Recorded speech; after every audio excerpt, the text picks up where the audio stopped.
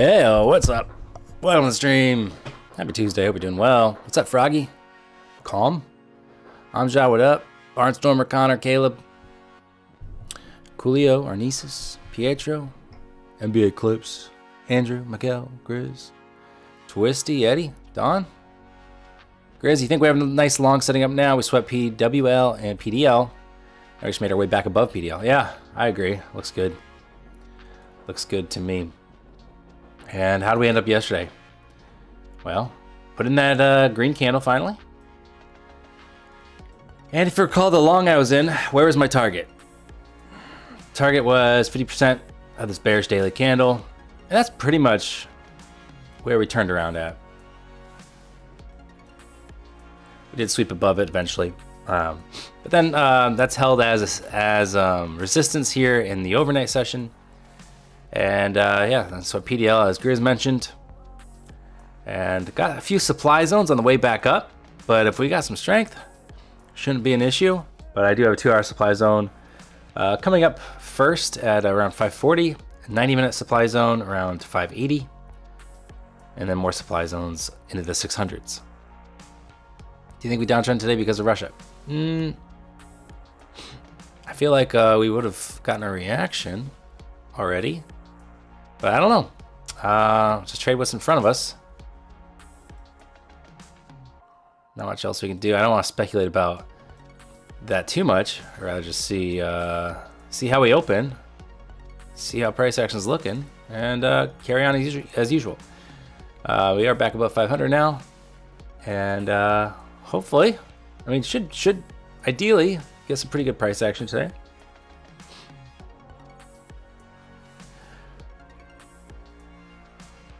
What's up, Eduardo? What's up, Brohy? How you doing? Miguel? You're also long bias for the moment. Good. Fasika, what up? Dom, New Power, what up? Andrew Donaghy, what up? You managed to get in on the dump earlier. Already locked my accounts for the day. Well done. Russia's making they have a new nuclear doctrine kind of thing. I don't know. Nuclear stuff with Russia. So, I don't know. Yeah, Topstep did, I think maybe it was just Topstep X, Miguel, right? I don't know. But they did have some errors, which was good for me because I had a red day on my Topstep X account. So that was a freebie. So I'm back to where I was at the end of the last week at 99,274. So that worked out in my favor. But that's what I like about Topstep is they really do try to make it right when something is their fault, you know? Or, you know, some technical issue that's clearly on their end. Is that woodpecker going nuts on my house or what? All right, if you hear some crazy sounds, it's just a woodpecker just trying to destroy my equity. So,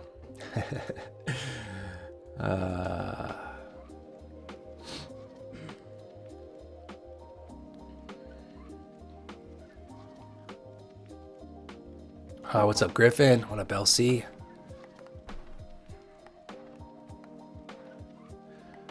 Subday Trader, that's you at my door? Oh, what up? You here to talk about women's skeet shooting? I'm a little busy.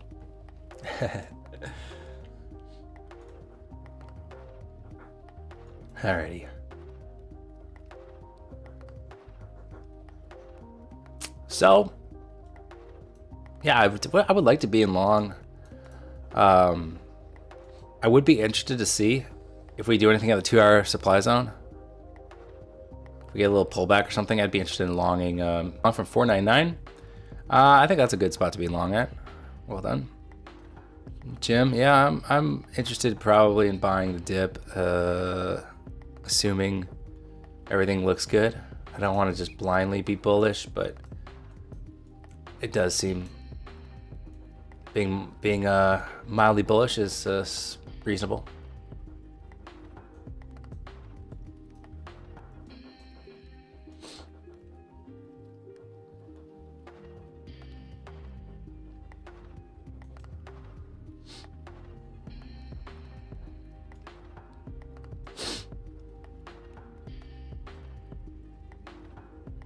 Oh, the market open. I didn't even realize it because it seemed like such a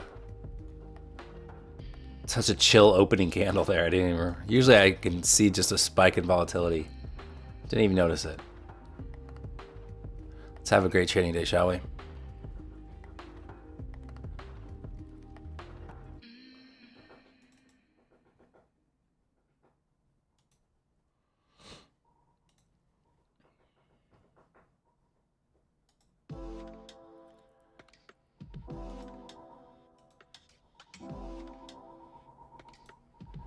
What the heck?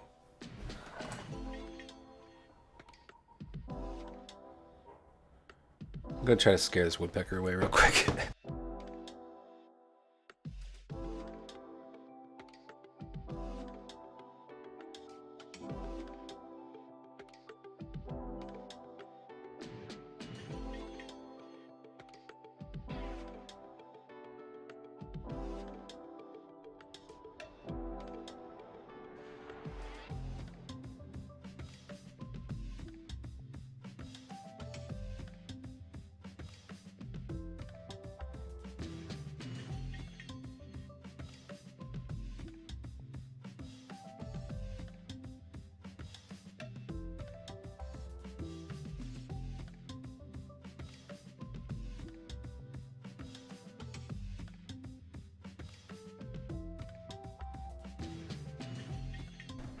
All right, nice spike up to VWAP.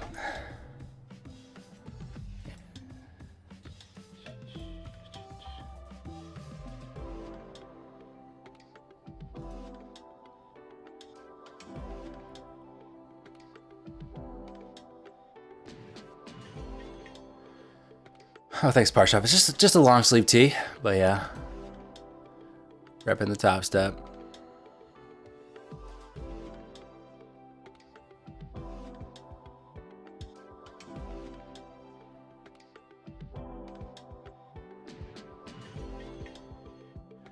All right, nice low rejection off VWAP. Again, I'm kind of interested in buying, like I mentioned, around like the 520 level maybe. Let's see. That's might be too bearish for me to want to buy.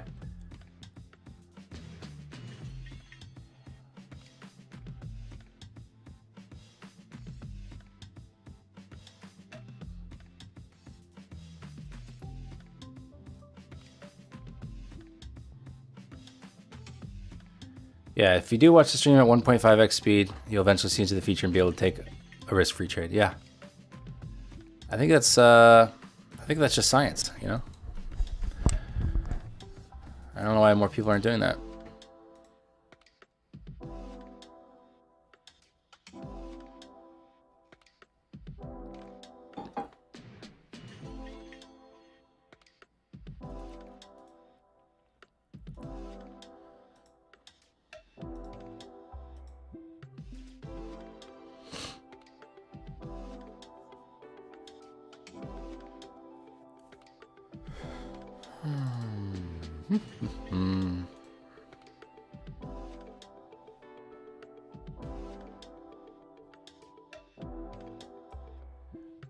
All right, so chilling around 520.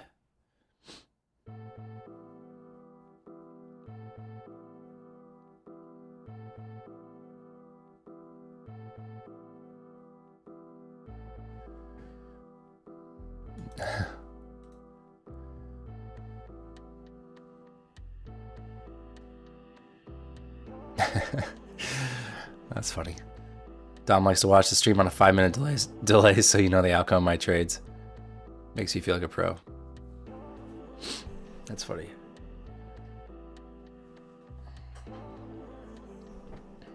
And a comment say he shouldn't have entered. That's hilarious. How's it going?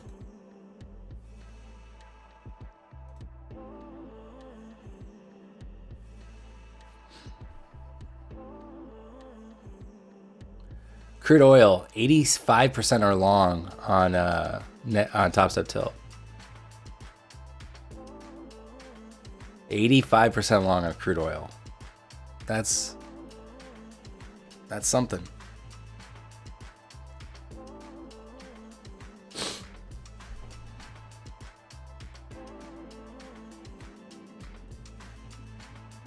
What up, Andy?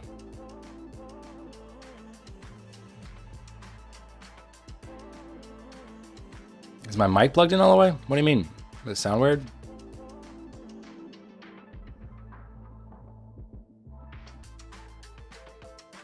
I mean, it's either... seems like it's plugged in all the way. I mean, I'm hearing a constant feed from my voice on the microphone. All right. Might be shaping up here for a long. Does sound like, is your refrigerator running kind of question.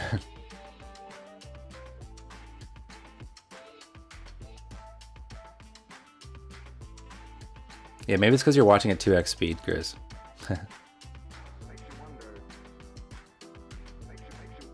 This looks good. This looks bullish.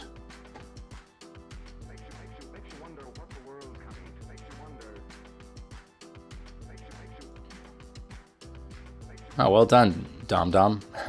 What up, Tina? How you doing?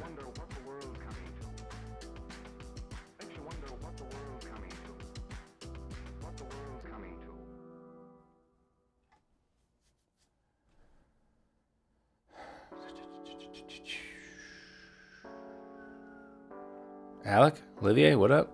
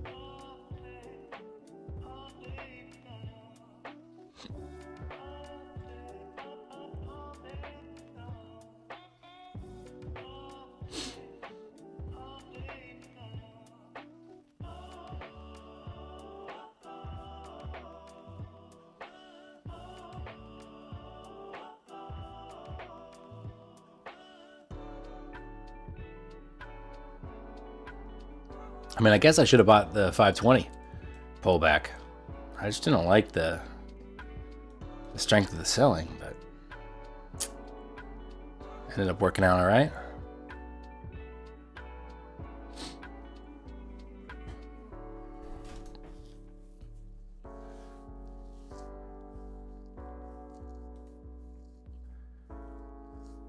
I am tempted to long this before the pop of VWAP. I don't want to get myself into early trouble.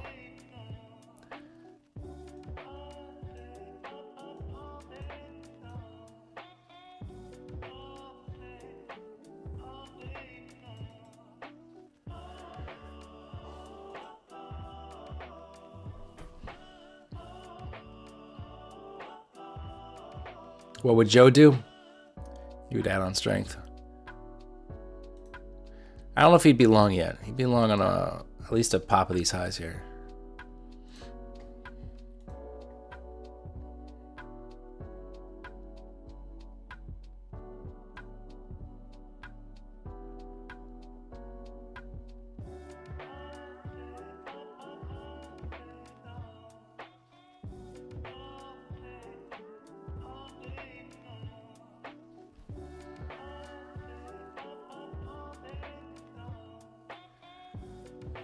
VWAP holds your shorting.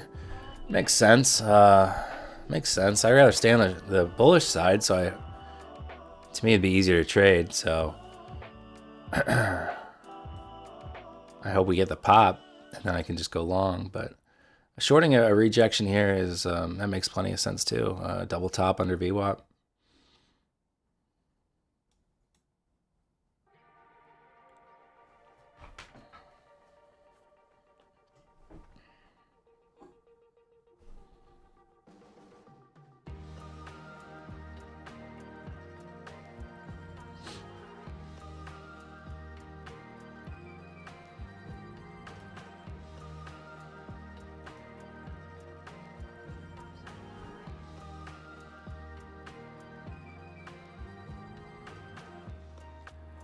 Might do it here. New highs.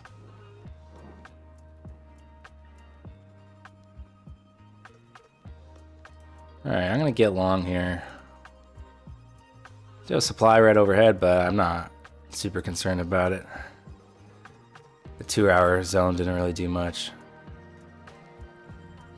We did just tap 90-minute supply and reject off it, but I think we will have the strength to continue plowing on ahead. I'm looking to target around 619 or so.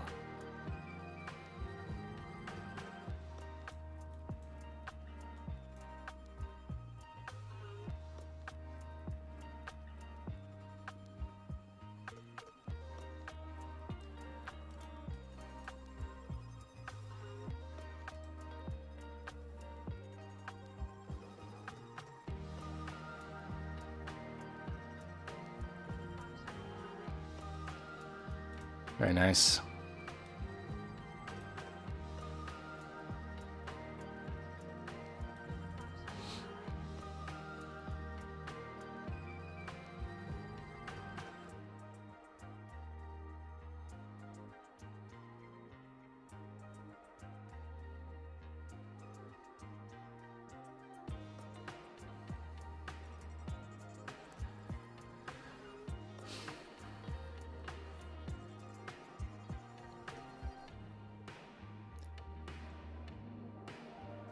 ES did not get the pop over VWAP yet.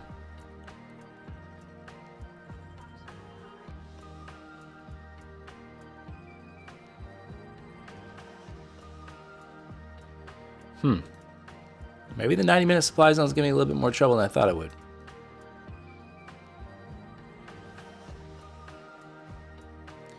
I'm going to cut if VWAP does not hold.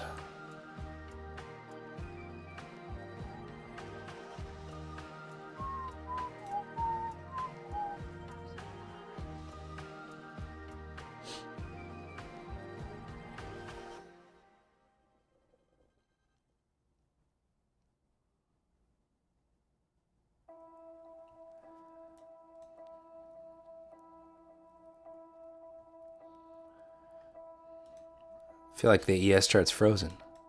Move, man, move.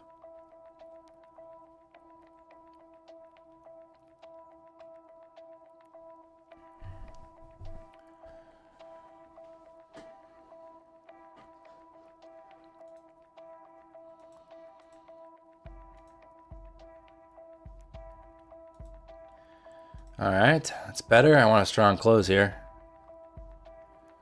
We'll consider adding if it's a strong close.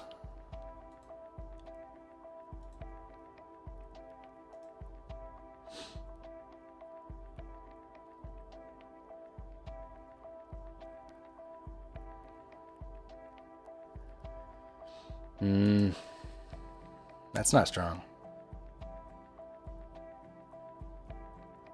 A lot of rejections up at that supply zone here. ES did get a pop into VWAP. See if it can hold above VWAP. Might just take a minute to work through this supply zone.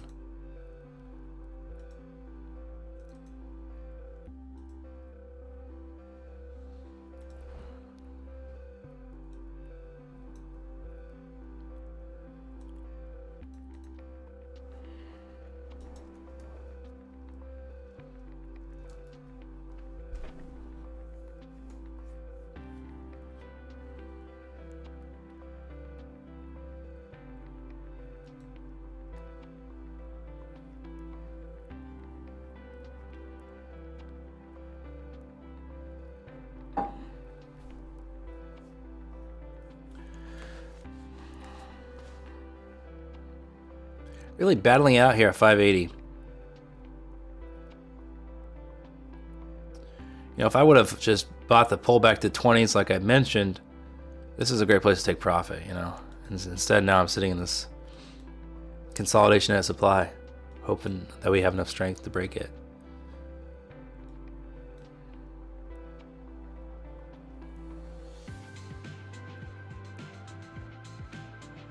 And that's why I think executions on entering like entries especially are just so key, you know? It just really can help you stay out of trouble. Shouldn't you exit based on PA regardless of entry price? Yeah, but the thing is, like, if I'm down in the 20s, this, 60 points away is a good target. It's supply zone, and I'd be happy with 60 points. So you can make the argument, yeah, like maybe scale out there and whatever, but now since I'm entering 50 points higher, I really do need that continuation. Otherwise, this trade doesn't really make sense.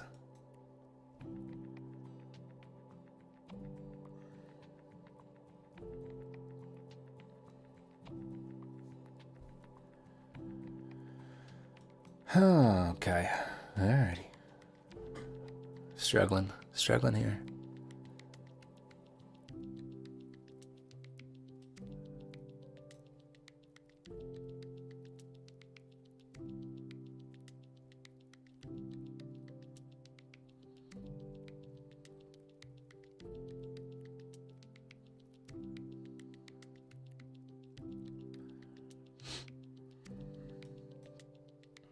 I see what you're saying, sub-day trader. I think of more of it like, all right, what I'm really happy with is like a 60-point trade to me is fire. Like that's what I love to get. And so if I could get this without having to sit in consolidation, already be exited, already be out of the trade, that's ideal. So I'll take the stop there. The supply zone proved difficult for the time being for us to get through.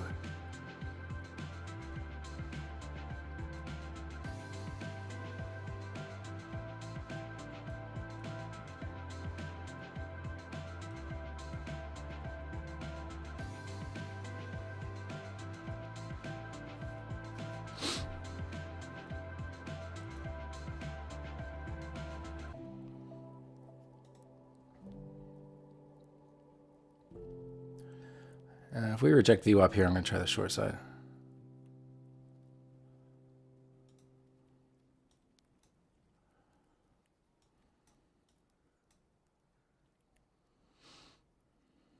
All right, I'm in short.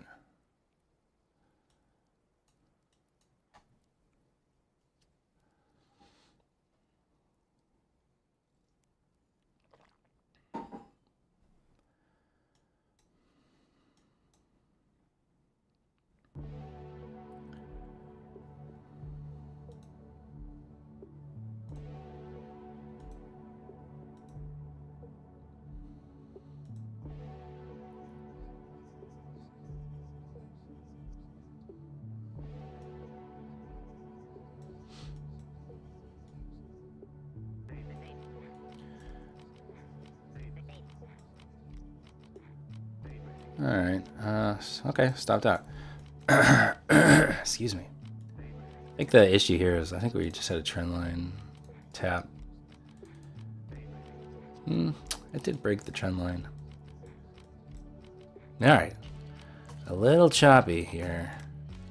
Right around VWAP, so.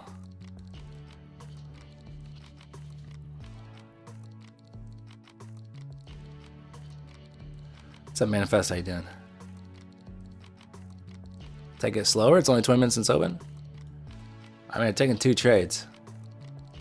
I have no problem flipping sides if I'm off, if I'm wrong. I have no problem flipping to the short side. There's no reason to sit on the sidelines if you think a short's going to play out, Again, I don't feel like I need to. Kind of talked about this yesterday, where I'm like, don't have to be so precious about entering a trade just because you just entered one. I think if the setup is there, then it's reasonable to take it.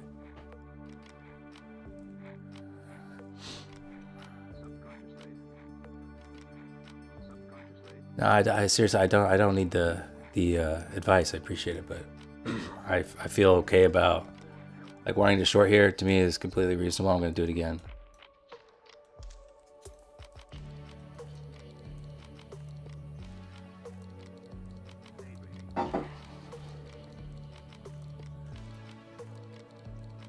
It's a rejection of supply. I'm back under VWAP, breaking the trend line.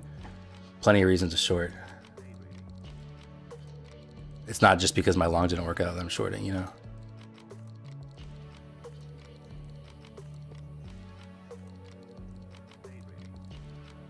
Nice candle here.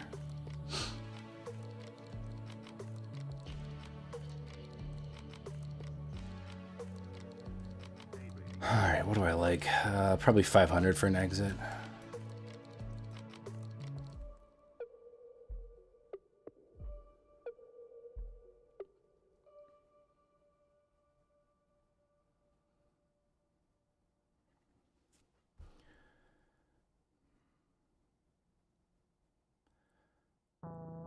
Pretty much at the lows here. A point or two off.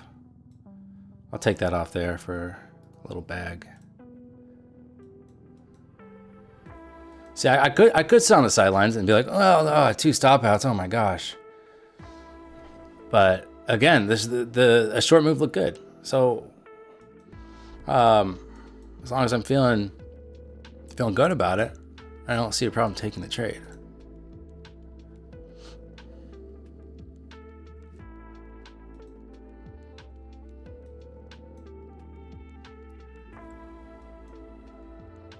If every stop out's going to freak you out and make you have to go sit on the sidelines for 5 minutes, I mean, that's fine, but that's not necessarily how I want to trade.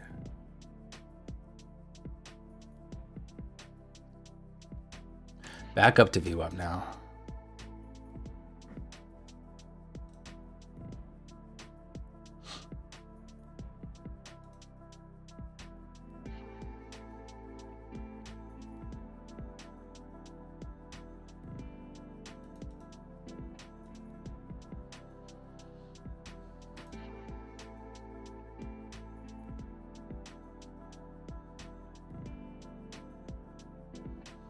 All right, now let's see if we can move higher.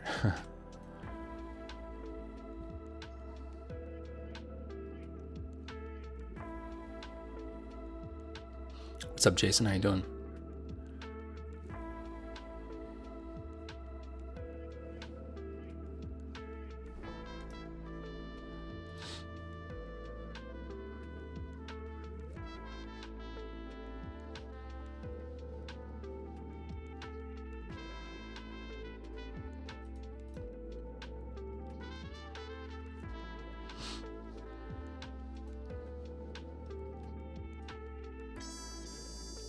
Yeah, it's a little slippery today. A little slippery. Not crazy, but just a little. I mean, a lot of it, you know, that 90-minute supply zone, I didn't end up being a good level at the 580s, but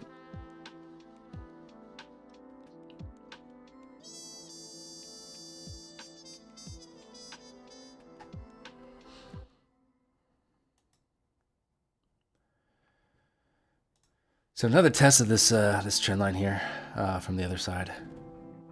Back at VWAP again. Slippery NASDAQ? Nah. Here's Granddaddy Dow. What you doing, boo?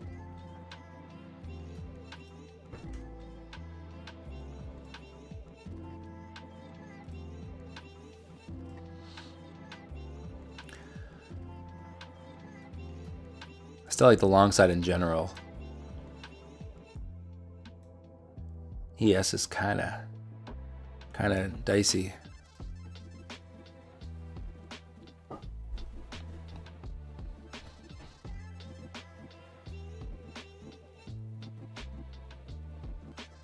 What's up, Joe? How you doing?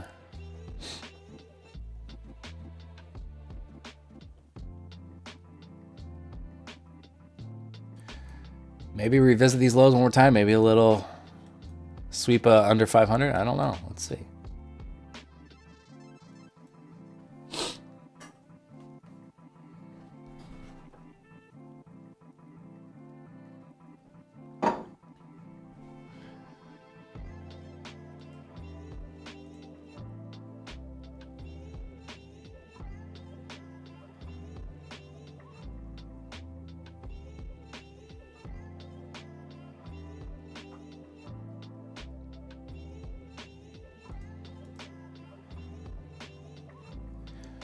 Where'd you get the Topstep shirt? Topstep.com/shop or something? No, not shop. Topstep.com. Store? No, that's not it either. They have a merch shop somewhere. Why are you still holding? Oh, who are you talking to? I'm not holding anything.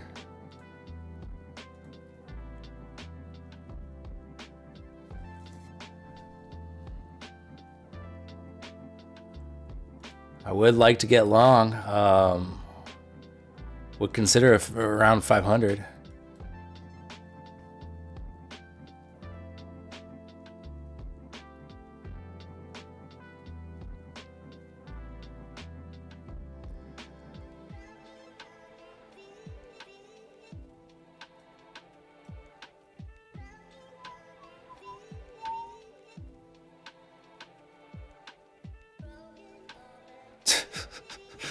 Jose, you're holding one because you're at the office and you don't want to make noise. It's probably not what lemon meant. Just guessing.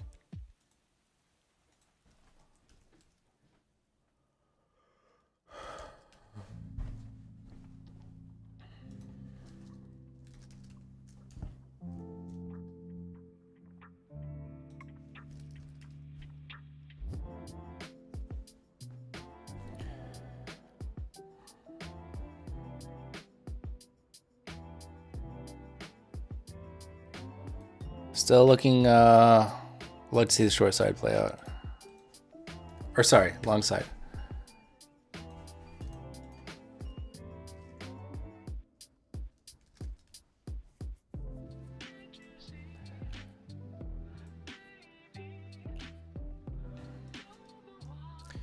Okay, I think it's shop.topstep.com if you really want to know.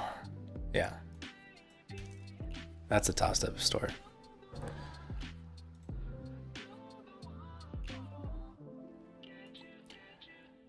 All right, obviously a lot of congestion here, but I am still interested in the long side, to reiterate.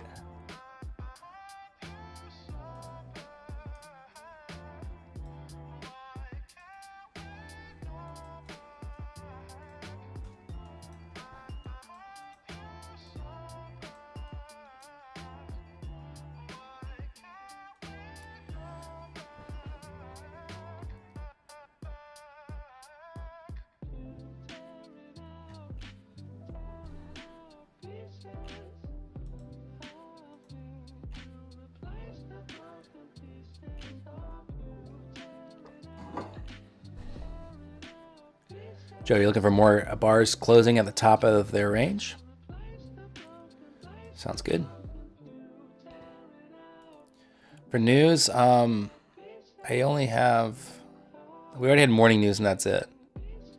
I don't have any other red folder news.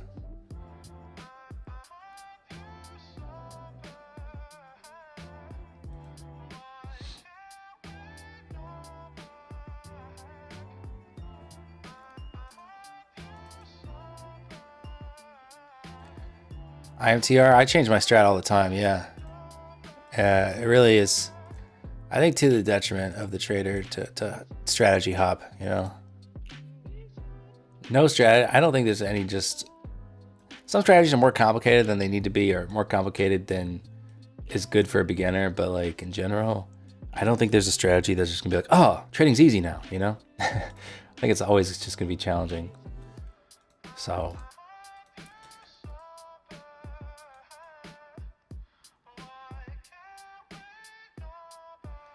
Yeah, you have to be dynamic. There's no holy grail. Simple is always better, says Joe.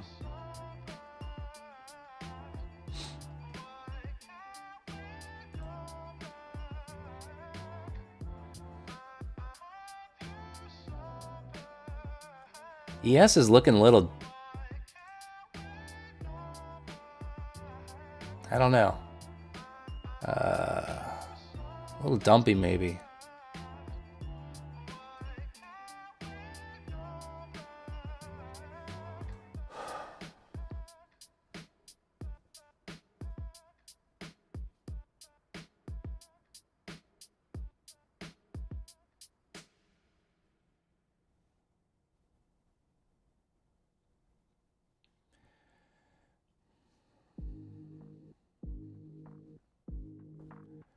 How can simple be better when you trade against the big boys? Just curious. Why are you trading against them? Why not trade with them?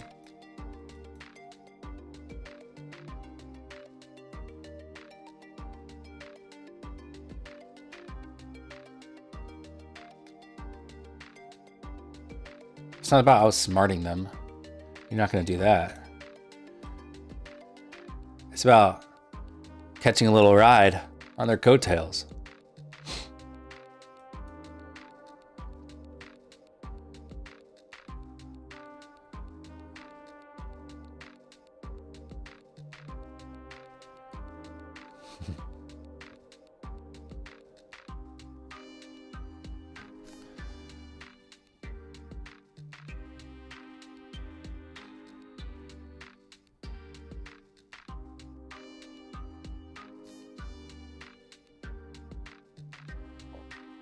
No, Jared, it's not.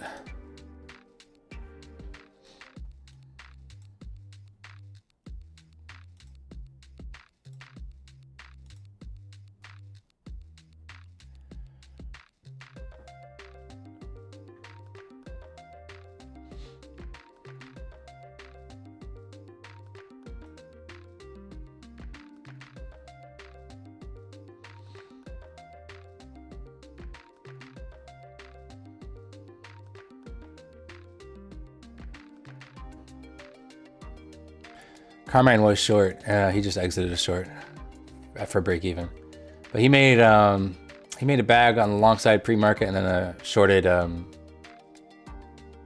580 or 59.89, exited 78. So he's already up. Decent bag. Where's the Eames lounger? It's in my living room. And it's a reproduction. I can't afford a real Eames.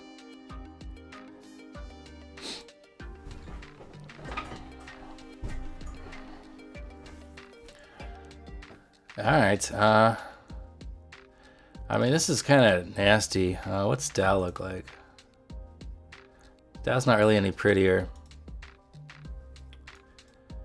Yeah, pre-market long was nice. I wish I was at my desk. Little V bottom.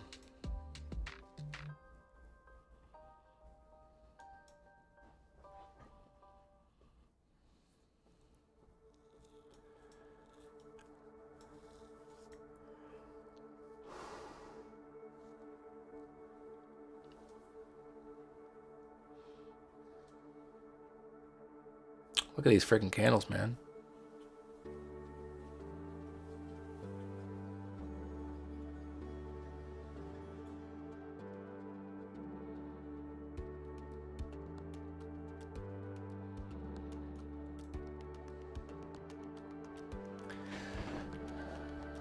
I can't really get excited about any. There's no sustained move yet. So if we're not getting a nice directional move, why do I want to be in this?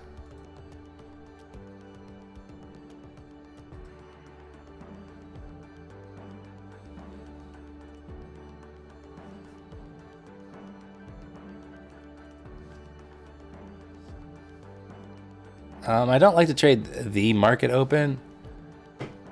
Generally, I'm waiting 15 minutes. Today, I took it, I think, before 15. When was this trade? This was 10 minutes in, my first trade. But I like to wait 15 to 30 minutes. And then usually from 9 to 10:30 Central Time is my prime hour and a half of trading.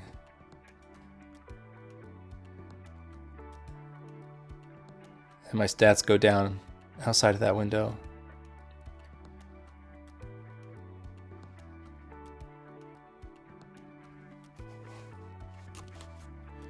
All right, to the top of the trend line now.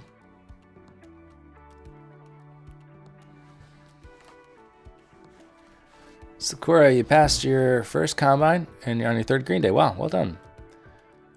Glad my journey helped inspire you. That's awesome.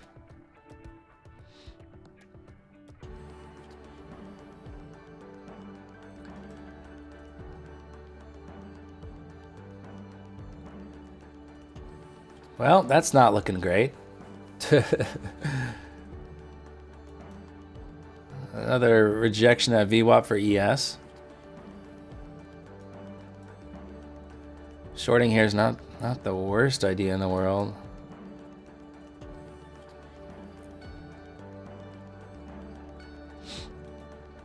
Ah.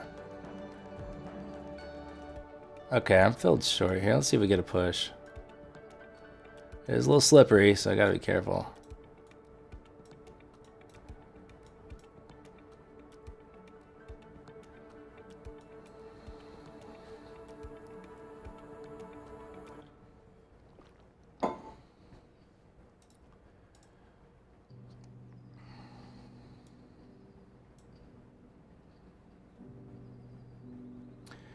Stopped. All right.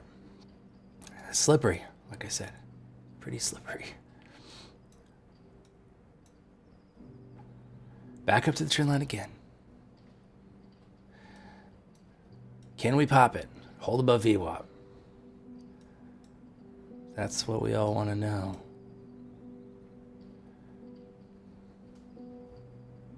After such a violent rejection, though, I did like trying that short side again.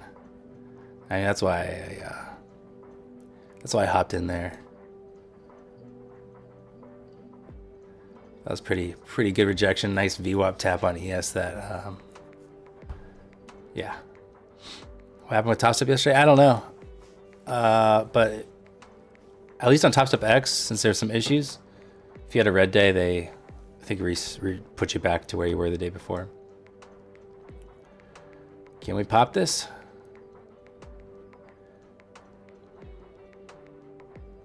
This is really a kind of a garbage pile right now.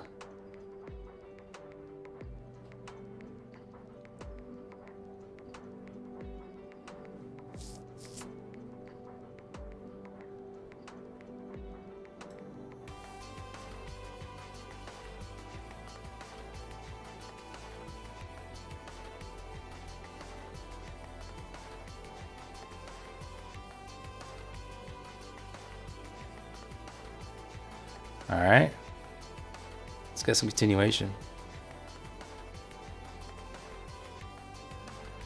Yeah, I think that is really solid Topstep to do. I think they do care a lot about their reputation, and not enough strength yet.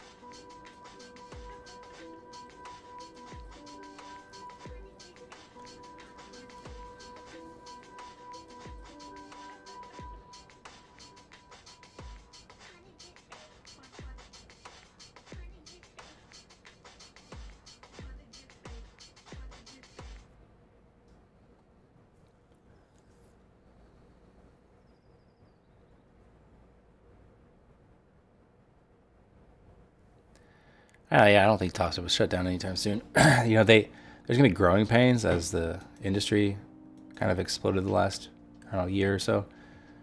But they have staying power. They've just been around for so long.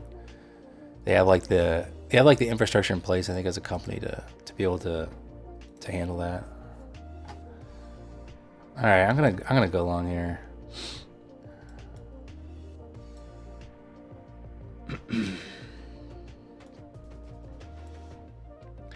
I have to sit in this for a little bit here, but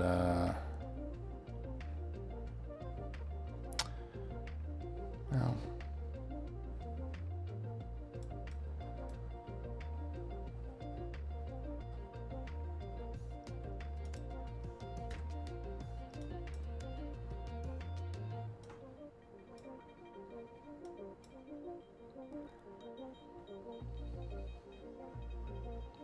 I don't know, this is feeling pretty crappy.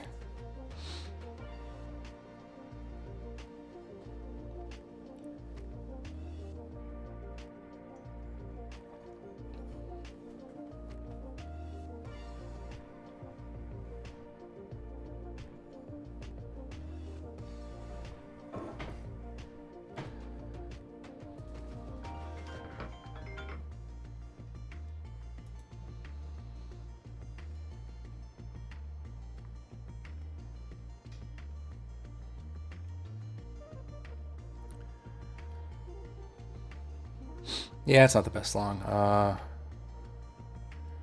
Looks terrible right now.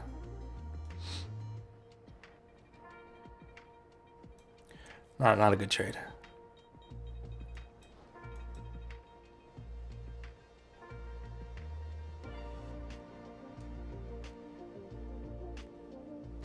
All right, I'll take the stop on there. That was dumb. That was bad trade. Gotta wait for confirmation on this slippery day. This is my kryptonite is overtrading a choppy price action. Feels like a dirty stop out though, doesn't it? Oof.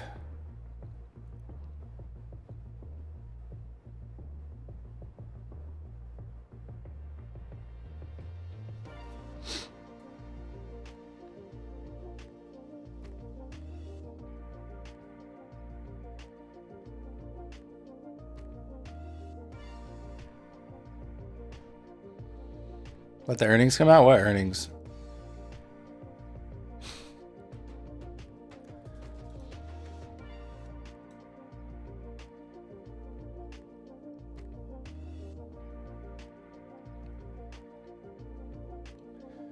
Man, ES has not been able to freaking get above VWAP at all.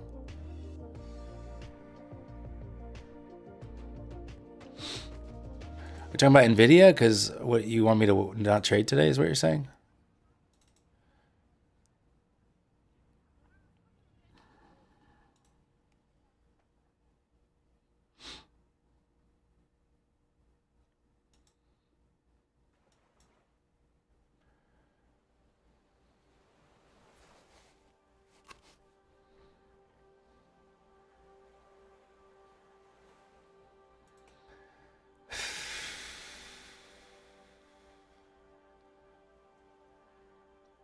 All right, this is looking better. Just a little salty. I got stopped out. Back up to highs here.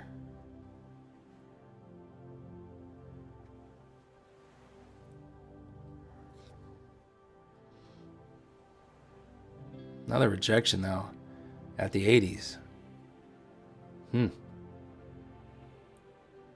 Gnarly.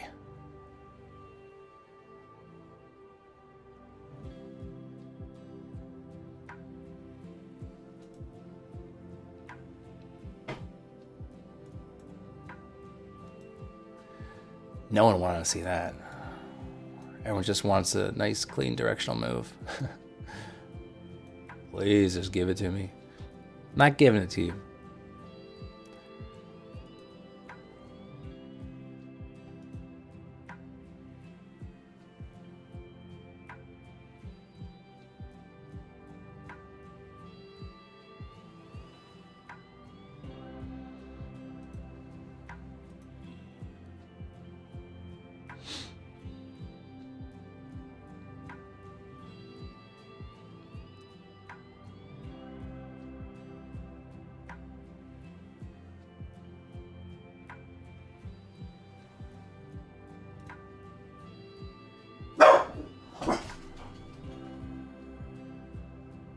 That's a nice little drop here.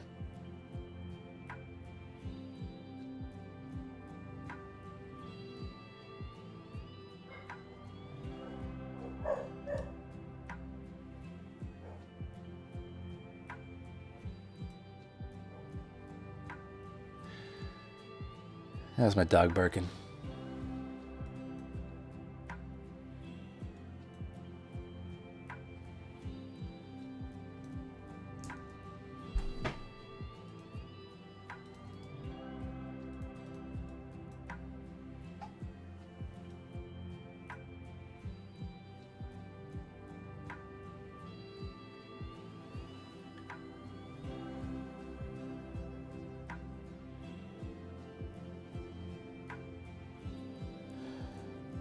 No, we don't have the co-pilots in the chairs.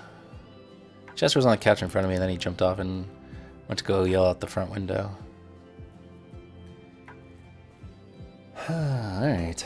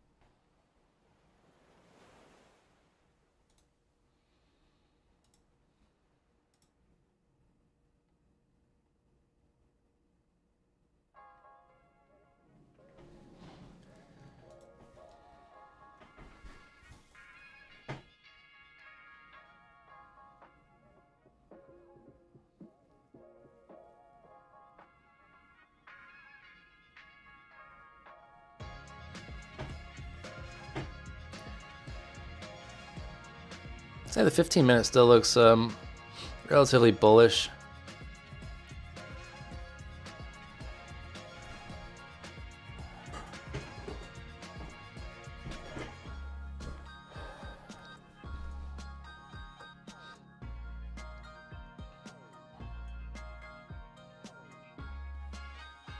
I got Bollinger Bands on Topstep X above this screen.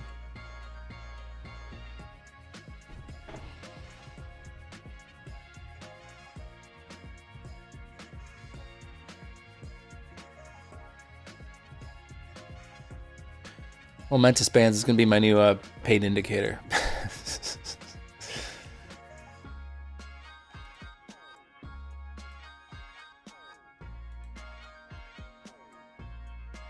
Wait for a strong close outside the Bollinger Bands. Makes sense.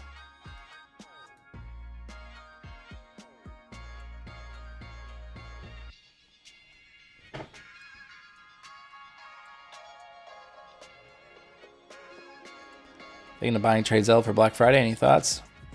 I mean, it's not a huge commitment. If you don't like it, you can get rid of it.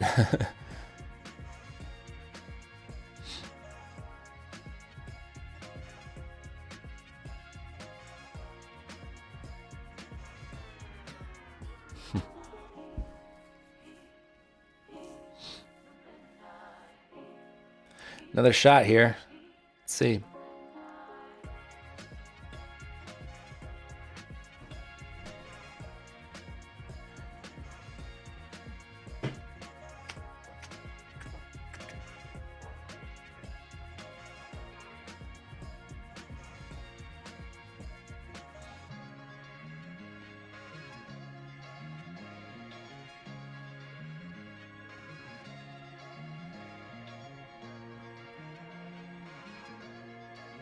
Not happening.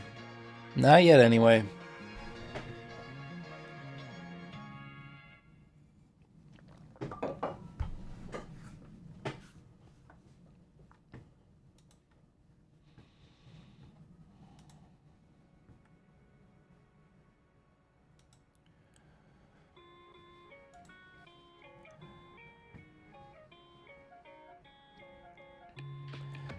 I kind of want to, like, if anything, just buy, put in a limit order to buy lows or something, because I'd rather play the long side. Problem is, it is a little slidey, and you know, maybe the move is size down, do more like positional, you know, maybe 3-5 micro, something like that. Try to get filled just a little bit lower or something, and then have a wider stop. Yeah, or just stay out. Or maybe 1 micro. 1 micro, to me, 1 just feels like, what's the point?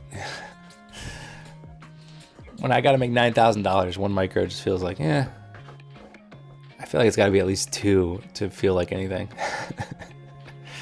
Need to feel something, man.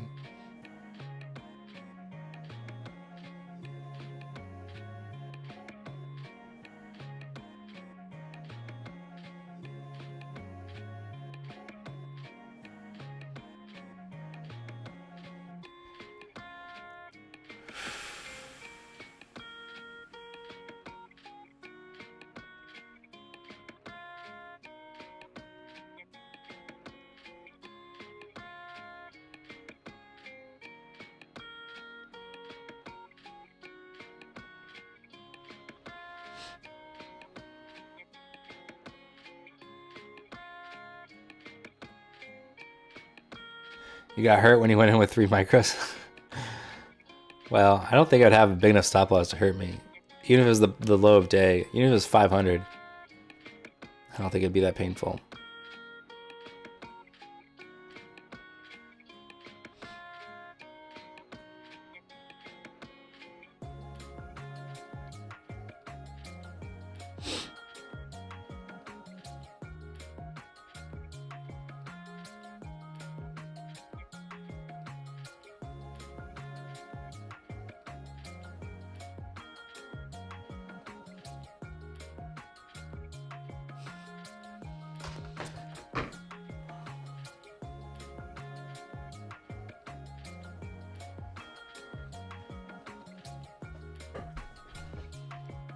Joe's hurt is $200 of XFA Monopoly money.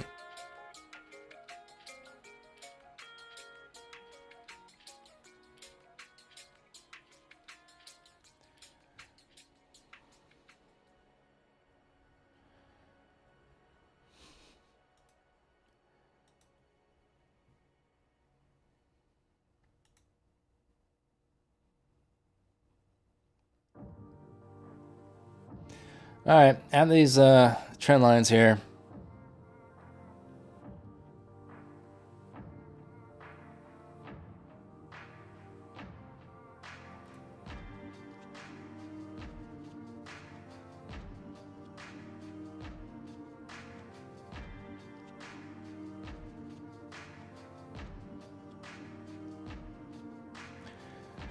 Honestly, this is looking pretty gnarly.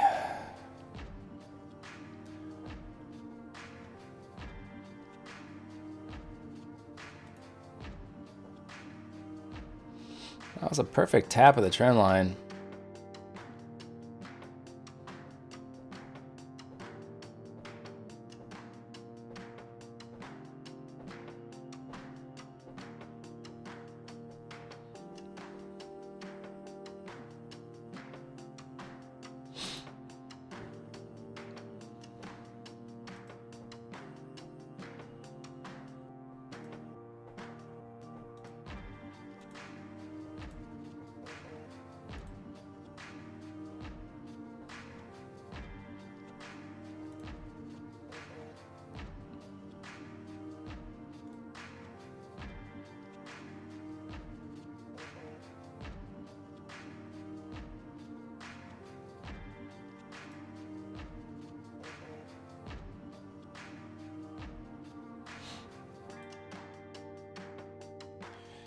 Back into supply again.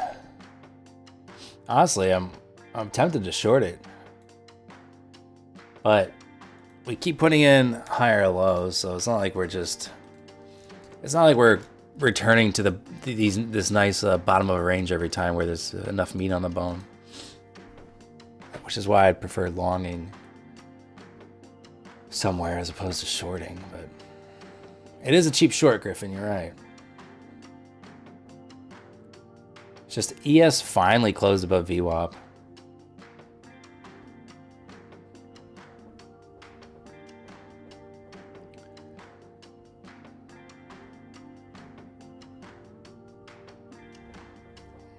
Longing is not a verb. Why not?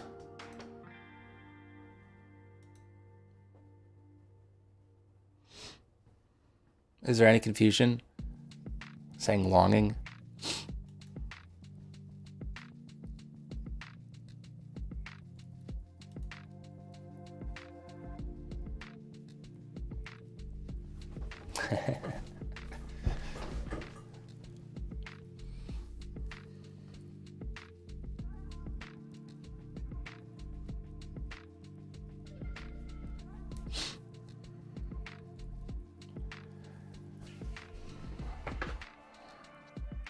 Yeah, grammar, please. Honestly, I probably have the best grammar out of any freaking trader I've ever seen.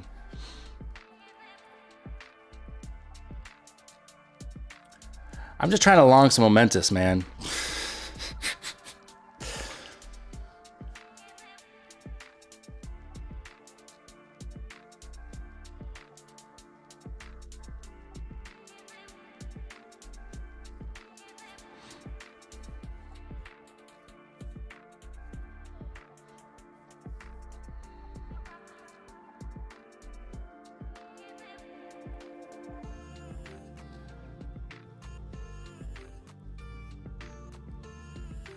Oh, yesterday's trade recap. I forgot about it. Yeah, I gotta. We'll get it edited, and yeah, I completely forgot to. Yeah, didn't cross my mind. Dave, I have no idea about Apex. I don't trade them anymore.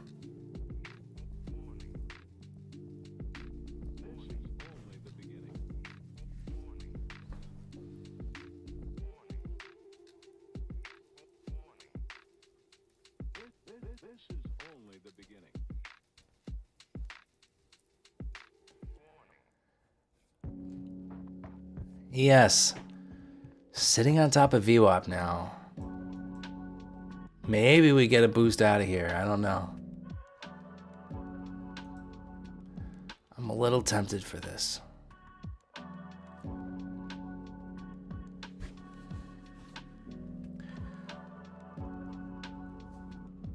interested in a going long. How's that for a verb, Horace? You like the verb going?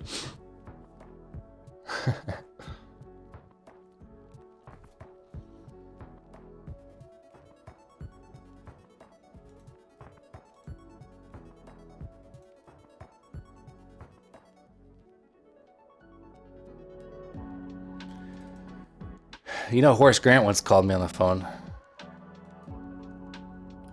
Back when I was buying and selling land.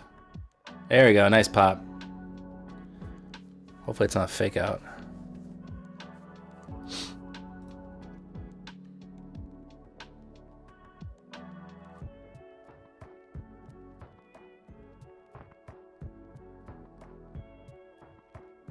Yes, finally, with some momentous. Here's 600.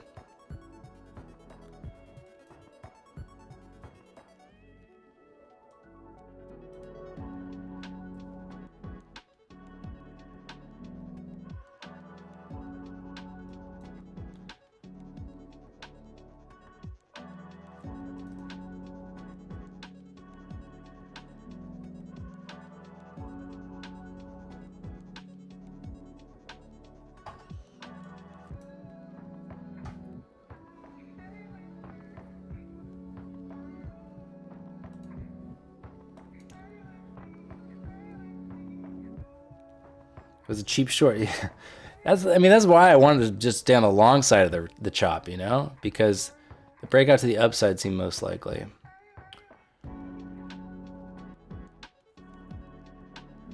See if I can get filled on a retest of high a day. I know, Joe, that's buying weakness, but...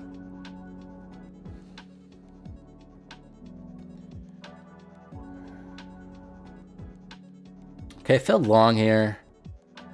Let's see if we get the buy up.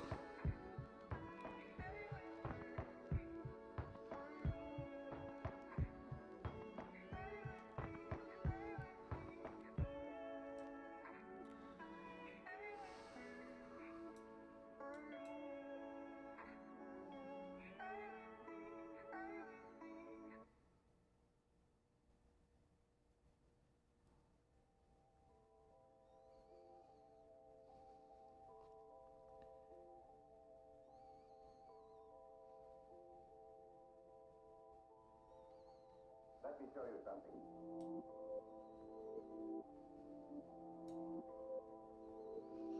Fighting around my entry here.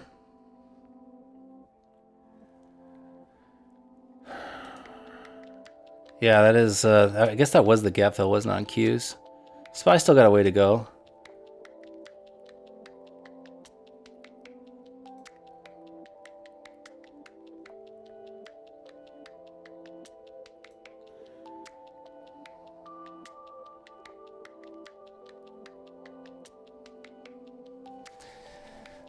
Okay, so this is why I like buying pullbacks, and I understand the reason not to, but like that's a sick entry.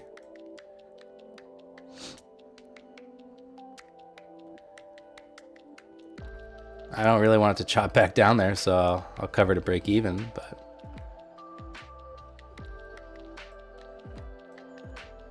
let's see if we can sweep, well, at least run these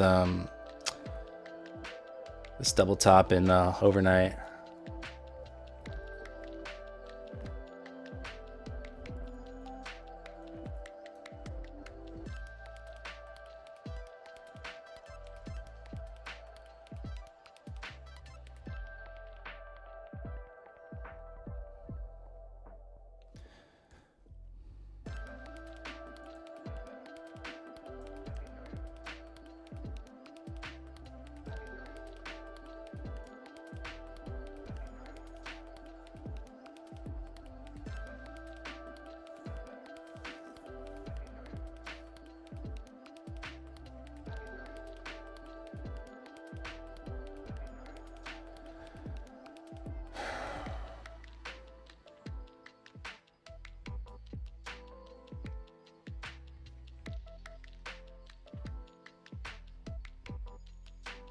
Okay, coming into this double top I just mentioned at 621.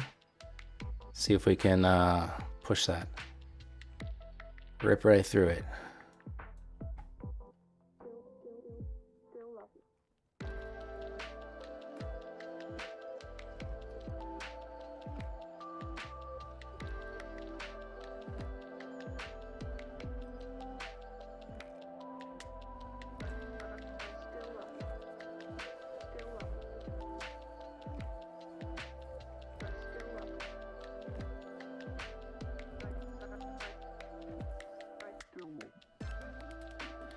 All right, haven't popped it yet. Watching and waiting. What's up, Justin? All right, I'd go ahead and take profit here then. $5.99 will be my take profit.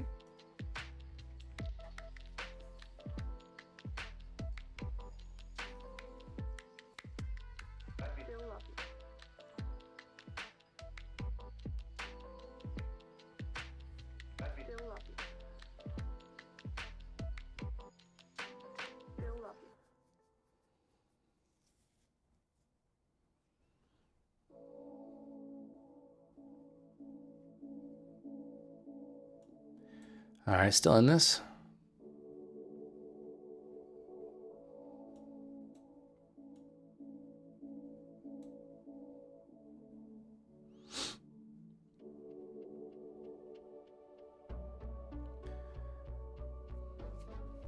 $75% long on NASDAQ on Topstep tilt.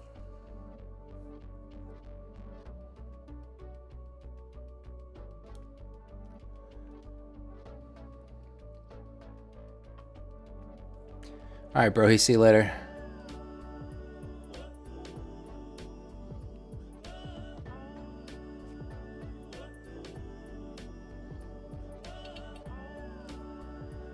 Let's see one pop through here, and maybe 630 is a better target. Then I would hop out of this trade and look for the next opportunity.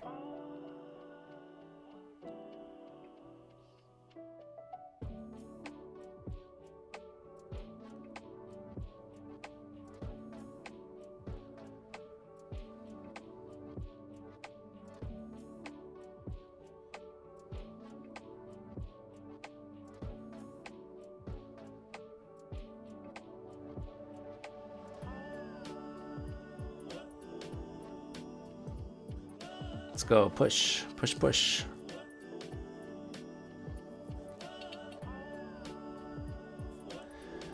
There you go. Pushing that double top there. Nice, Jared. Great trade, bud. Long 2 NAS at 88. Pretty sick. You gotta love being heavy and for the momentum. It's great.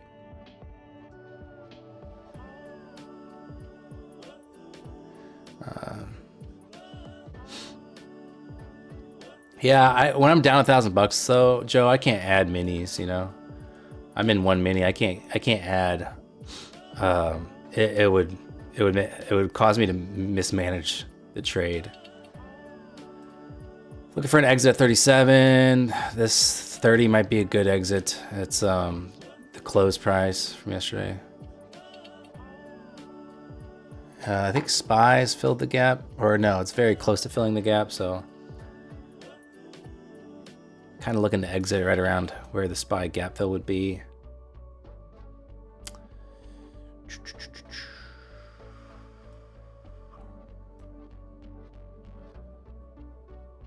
All right, I'll take it off there. Now imagine if I just waited all morning like a disciplined, patient trader for the breakout, and then I'm up 750 instead of just climbing out of a hole. I was glad I was able to catch that. And here's the push. Maybe here's the push to 37 was my other target, my initial target. There it is. So yeah, wish I held that a little bit longer. But there it is. There's 4-hour supply. So looking to see if we stall out here or not. Maybe we just now have momentum and grind higher, but volume is rather low. So I'm gonna go grab some coffee. I'll be right back.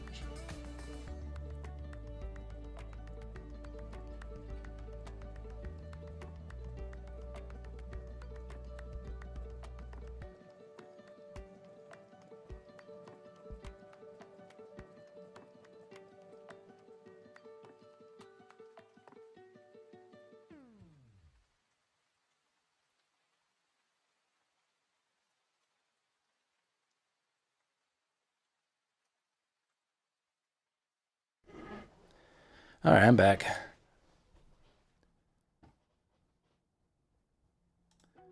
This is why, this is why I love targets. And this is why I think my targets are usually very good. My target was just front running 4-hour supply, and we tapped 4-hour supply like to the tick. So yeah, it would have been nice to hold for that, the full move there. But this is why, Joe, you're saying you got to stop worrying about targets. But they just work so well most of the time that it's just hard for me to be like, just ignore that,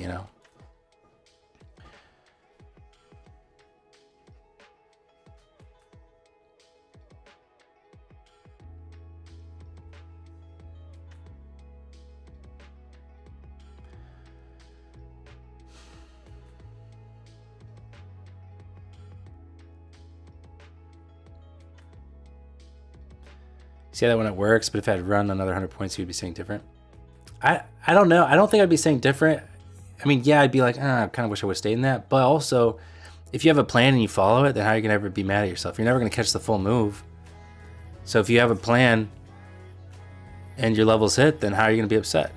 That's all you can do as a trader, I feel like, is just take advantage of the opportunity. And a lot of times, my best exit is,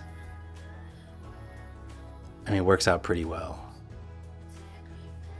I also see what you're saying, but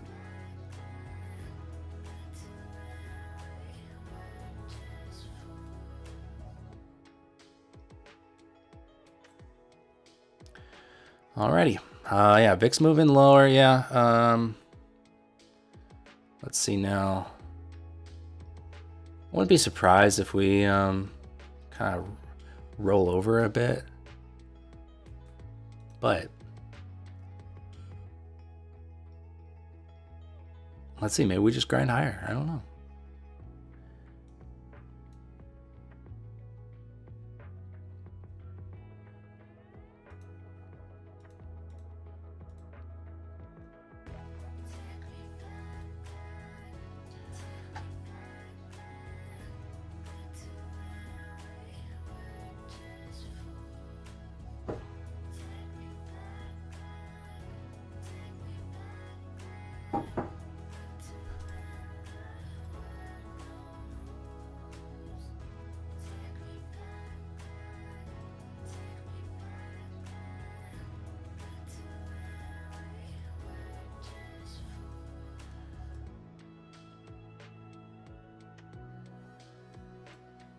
Potential double top here on the NAS.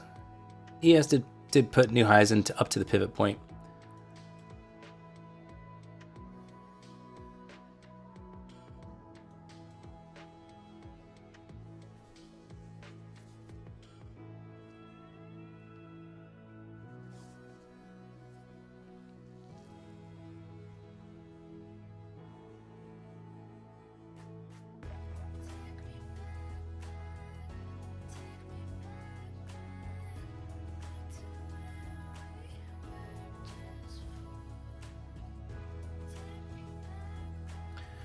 Yeah, Joe, I got you. Letting winners run as far as they want to go is best over time. Okay, so to me, here's why I think my happy medium is like trading maybe 10 micros and taking a portion off at my target, so I feel like I'm following my plan. And then if it wants to run, I still get a piece of it, and I don't think I'll ever feel bad about scaling out at a target. You know, I think that's maybe the best compromise for my brain, you know? Because you're right, on those really trending days, it's going to run and you're going to make up for all the days where maybe you missed your, you waited for momentum to die down and you didn't capture to your target. You're going to more than make up for it on a nice run. So I see your side too. So then the trick is, okay, you just really have to hold them for those 100-point moves. And I have found I don't often do that. So that would be, in order to trade that way, it means I really have to have staying power in the trade. So as long as I can do that, then it's, I think, valid.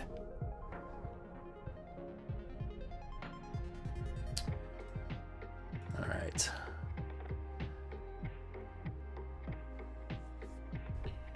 Now the trick is to cut losers fast so you're not in a huge hole overall. Well, there's probably two tricks to it then. That one, and it's cutting the losers fast and then letting the winners run, which is like the most kind of generic trading advice, but it's also pretty apt for that method. I think it's twofold.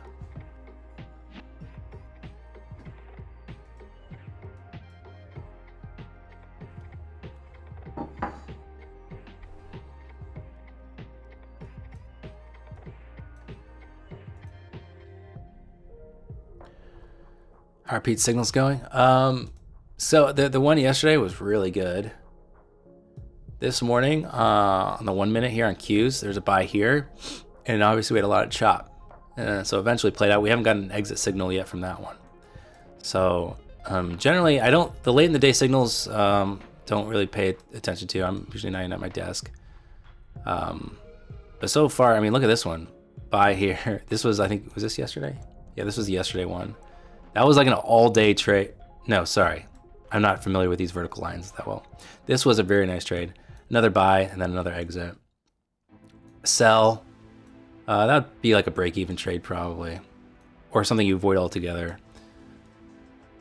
But yeah, no, they're looking pretty good.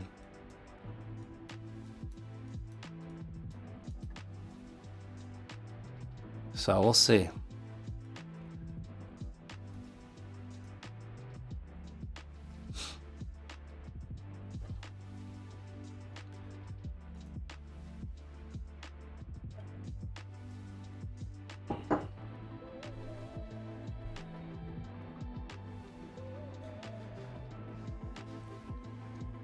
Yeah, I think he might still be optimizing them. He's been developing them, I think for like the last year or so. Kind of reworked a lot of stuff.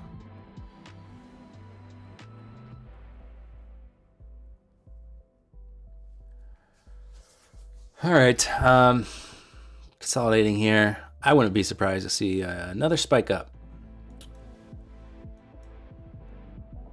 Kind of a pop through 4 hour supply. I mean, It could be an all-day grinder, but maybe it does stall out again a little bit into the supply zone.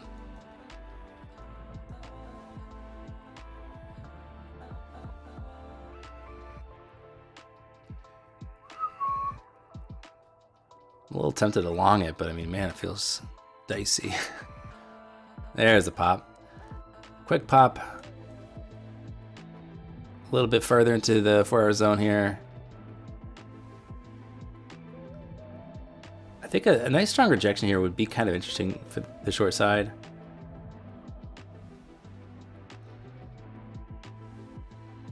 $688 London high. Grizz, Grizz, you're still on? GG's. All right, I'm kind of tempted to long it.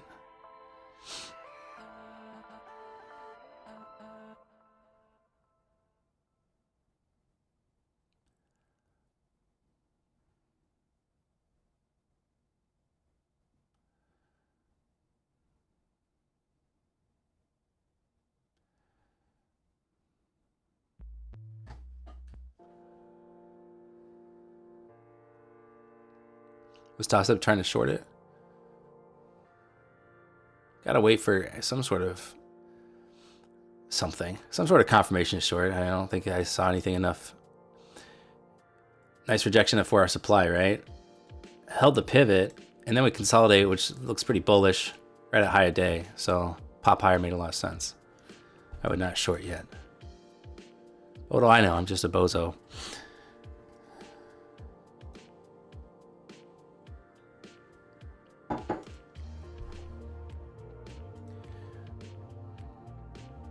All right, so what did I say? I said pop a little bit further into the supply zone, a rejection, maybe a short. So far, I'm getting a couple elements of that. And let's see if I get enough to put on a trade. I would prefer staying on the long side today, but.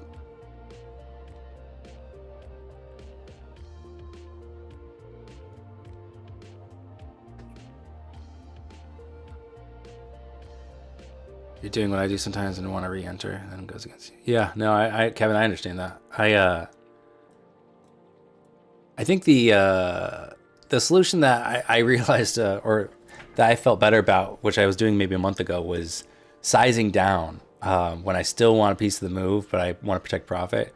Is like going from 1 mini to like 3 micros, and then if it does move, then I'm like, okay, well, I still got a piece of this, so I still feel good about it. And if it doesn't, I'm really limiting my loss, so I'm still holding on to that profit. Better have some good confirmations to go short. Yeah, agreed. I mean, look at the 15-minute. Not really anything you really want to short. It's looking pretty good. And we did get a further move into the supply zone and rejection, but bought back up. It's looking pretty strong right now, so no short. Any reason you're doing a particular month, doing it a month ago and not right now? Well, that's for when I make a bag, and then I want to double dip on the move. And I haven't really made a bag and had a move I wanted to double dip on lately. I mean, that's the majority why.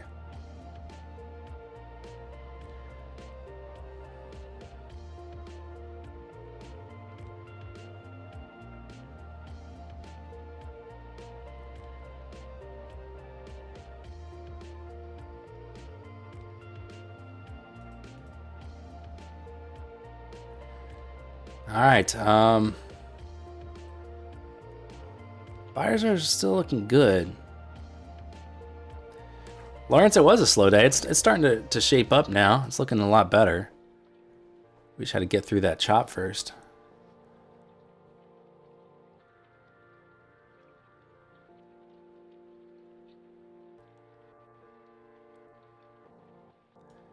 Joe, you went long break of high? That's shocking. I'm shocked you did that, Joe.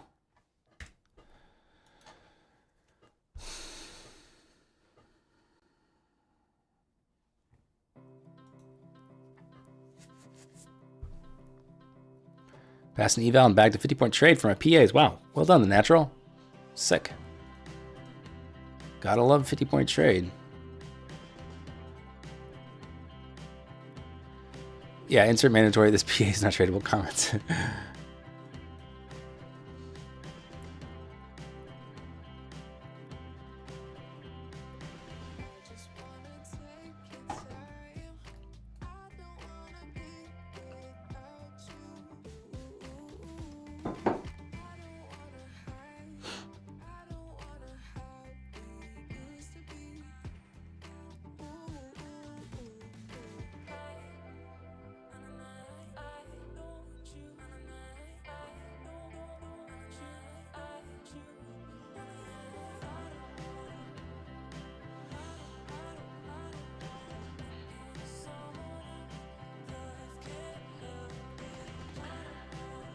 Nice retest of highs.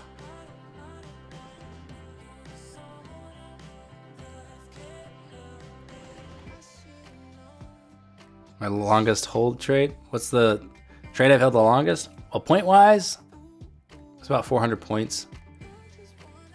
I was trading, entering as futures reopened, or maybe right before they closed, and then holding it until the morning.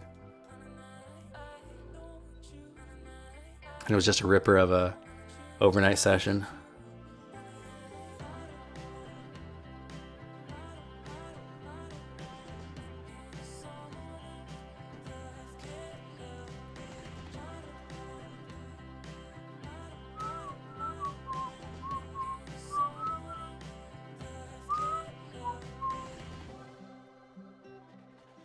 Plucky, I'm not looking at Walmart. I don't really trade equities or options. 20-point trade on MES, well done. 20 points on ES always feels good. That's a good move.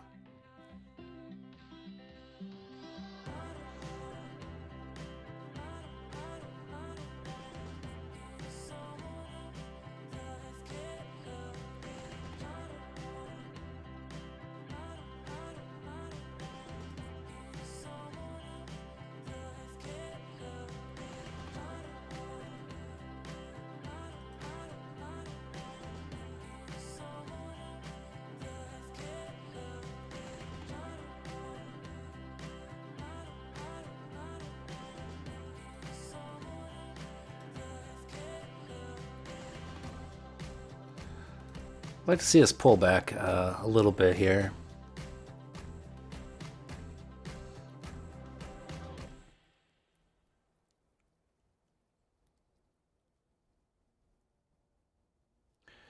What's the difference between options and futures? Oh man. Ugh.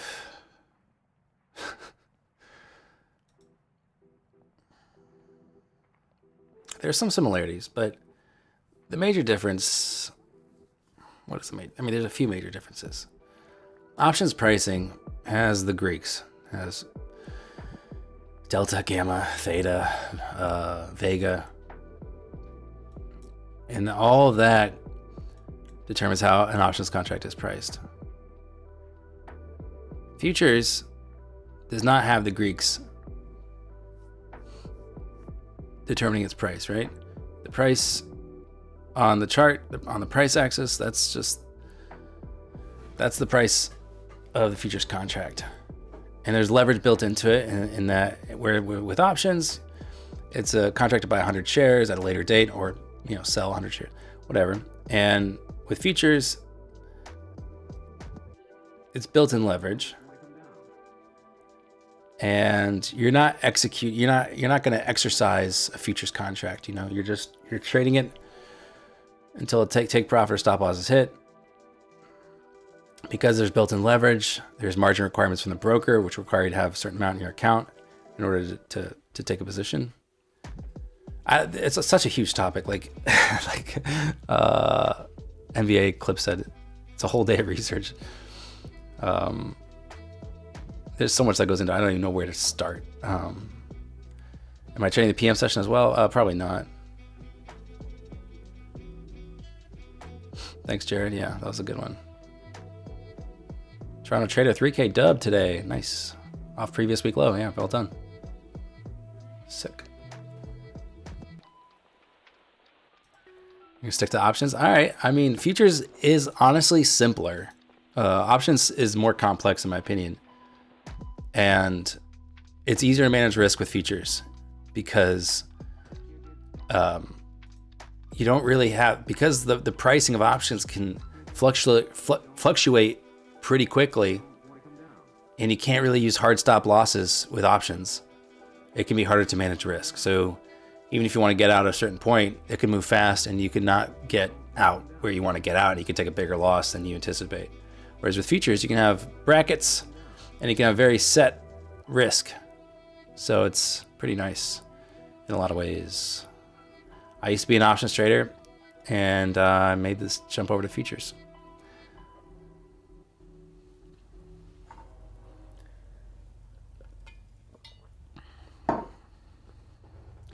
I think the only way to really, I mean, the best way, I think, to trade options is probably swing trading in the right environment.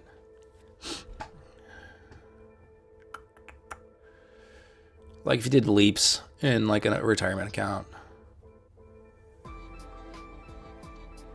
think that's reasonable.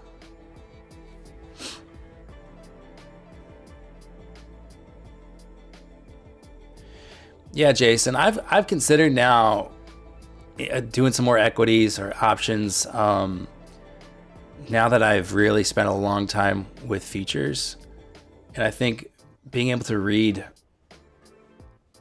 price action on ES and NQ would really help with options trading. Here's 1 OP. We're getting a bearish cross here. So looking to see it stall out and move lower. But if it's just like a grindy day, like maybe it's just a buy the dip situation.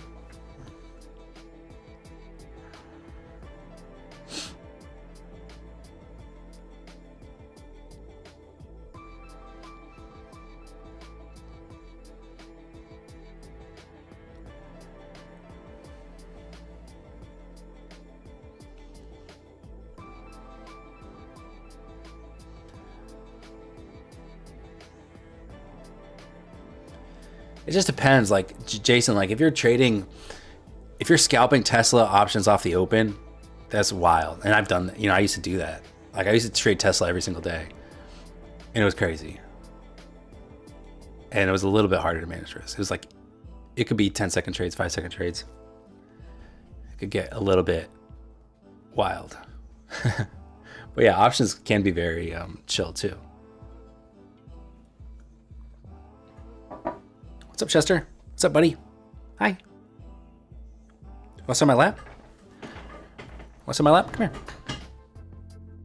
Come here. Chester. Come here. Okay. He's just going to lay down in front of me. All right. He doesn't want to get his hair all over my white shirt. It's very considerate of him.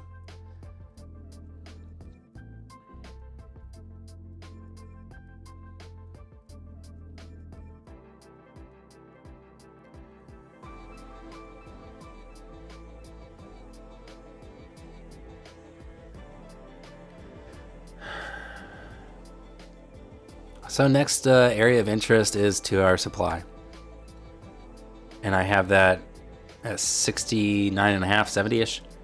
You can see on the depth of market, there's a stack of limit orders sitting right there too.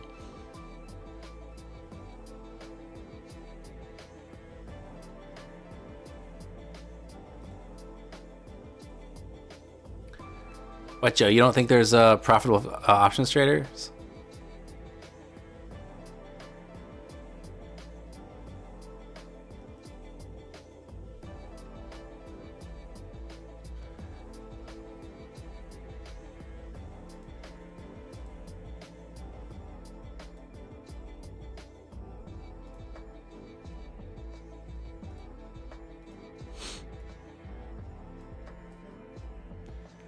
What's up, Bedhead Trader? It's going fine. Got chopped up a little bit and then caught a nice trade to the upside.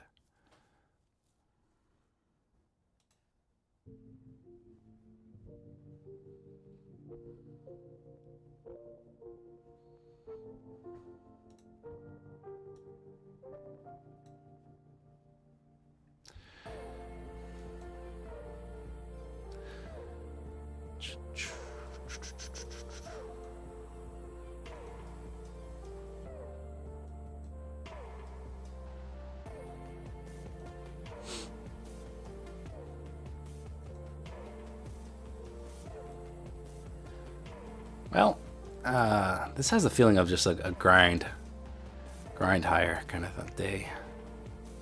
Going short on NQ looks good. I don't.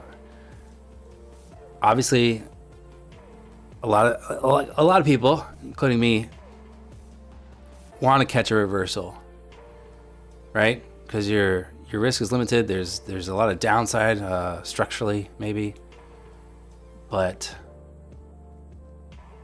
look at a higher time frame chart, and I really don't think you'll think a short looks good, right?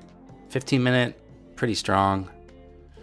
30-minute, yeah, good. Hour, pretty strong. Like there's no time frame really is begging me to short it. Now maybe there is a good little 20-30 point scalp in here somewhere to the short side, but it might just be safer to stay on the long side if it's kind of this slow grind higher.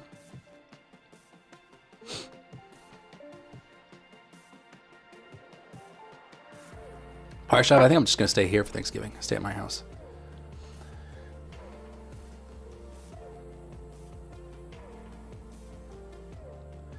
Dakota's a pretty good trader though, isn't he? Nice pop here and a 2-hour supply. Yeah, I would prefer to just buy the dips in this kind of price action.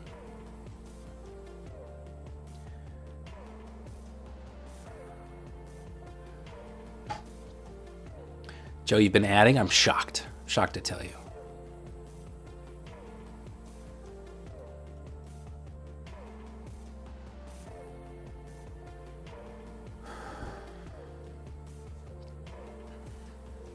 That wick down here at 956.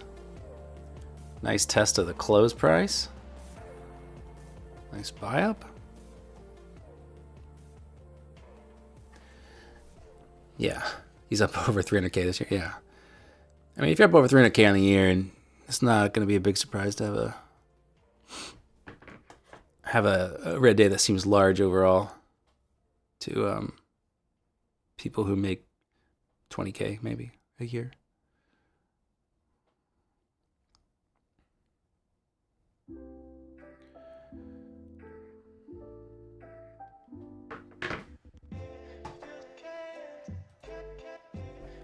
Jared, catch you later.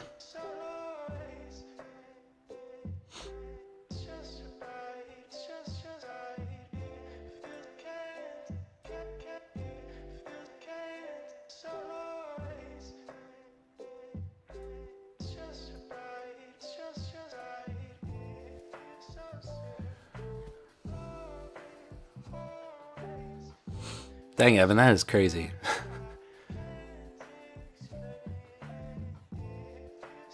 I would love to see you make a video about that. Sounds crazy.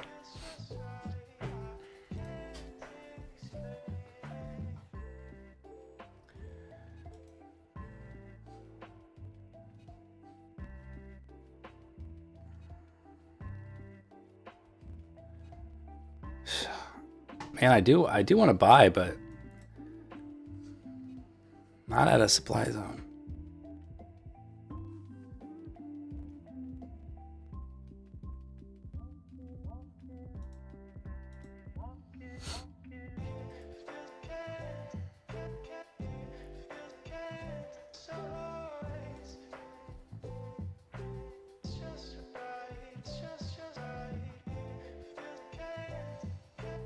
Yeah, a lot of orders sitting at 670.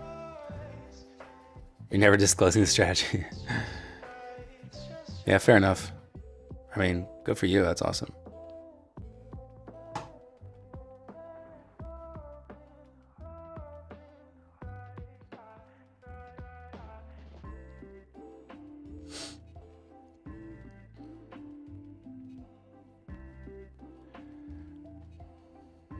SPX options, known as the Widowmaker.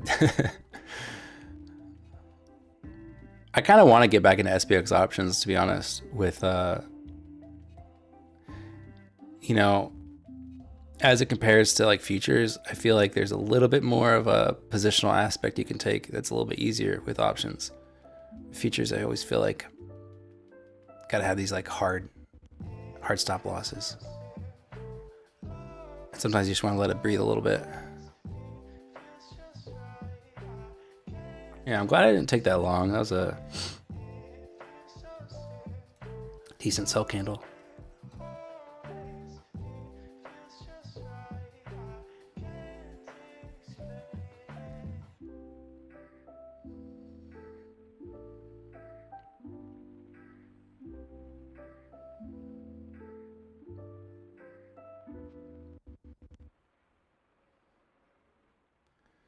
Wow, 10R is crazy.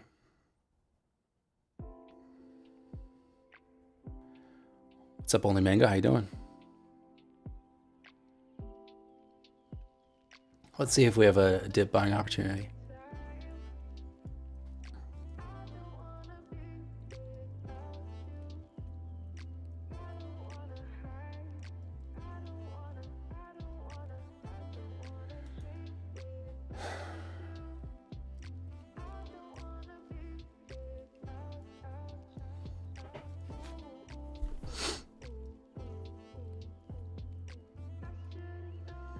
I'm trading evals, Mango.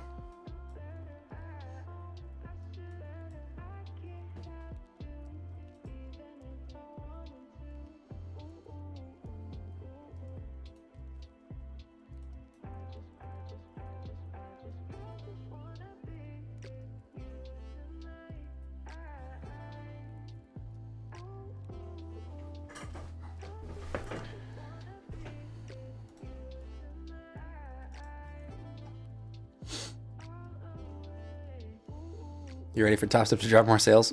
And maybe Black Friday, I don't know. I wish I had the inside scoop, but I don't. Maybe there'll be a Black Friday. If there is Black Friday, I'll probably snag something. I am getting combine fatigue for sure. I'm just kind of sick of this.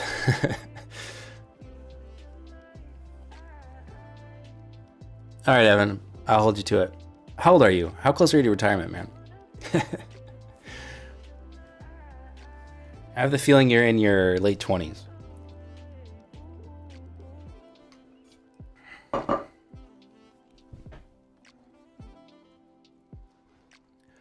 don't know what happened with Topstep X yesterday. I just know that if you were red, then they put you back. They got rid of your red trades. 25? Okay. You're mid 20s. My bad. I mean, I'm just going based off your comments. I have nothing else to go on.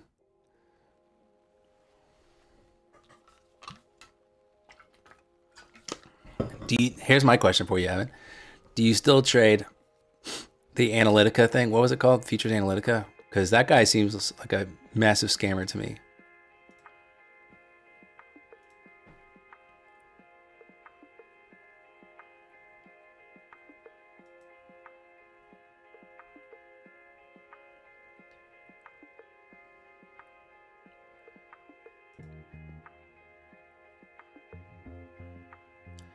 There's some underwater internet cable damaged in Europe. When?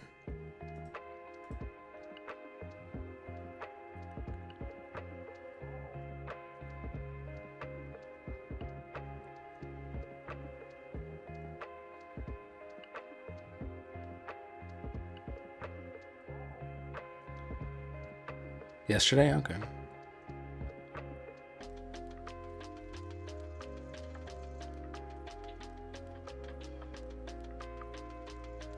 Gotcha.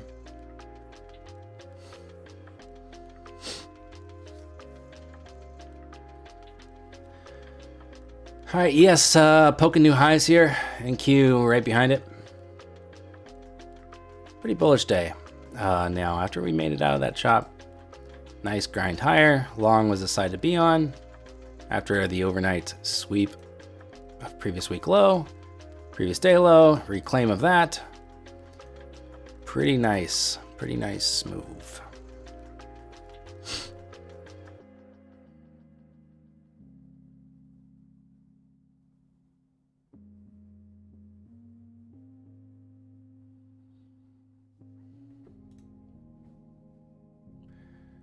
Trading personals is always better, except for on a oversized red day.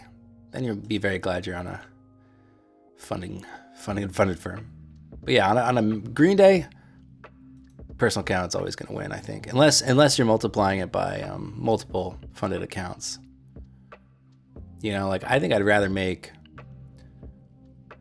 I don't know, making like $1,000 on 2 XFAs versus making $1,000 on a personal account. There's something to be said for building up that XFA, even though you can just take the $1,000 straight out of your personal account and put it in your pocket. But I don't know, something to be said for building up your funding account after going through all the hassle of the evaluations and everything.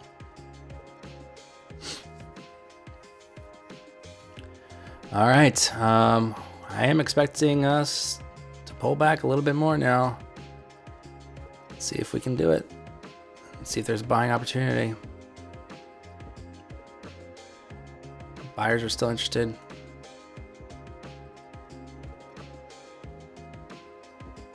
Nice stacking of liquidity here. See, I don't know how anyone reads order flow on NAS. I mean, I don't think a heat map really is helpful on NAS. I don't know how you'd even, obviously you have to filter some of this out, but ES is a lot more reasonable.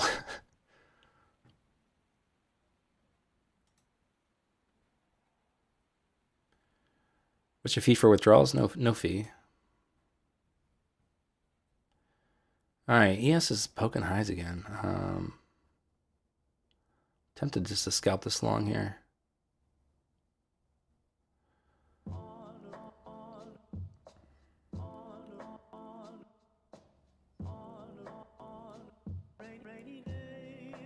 If I want to withdraw my personal account, Iron Beam will send me a check for free. Which, by the way, I have a check from them. I got a cash deposit.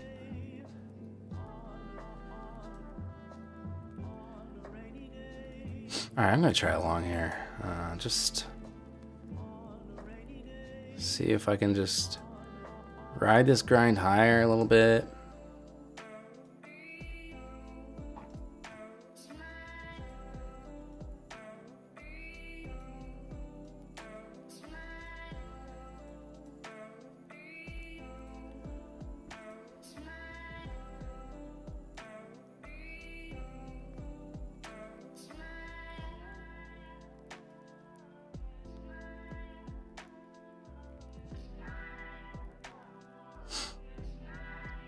Yeah, volume is pretty low.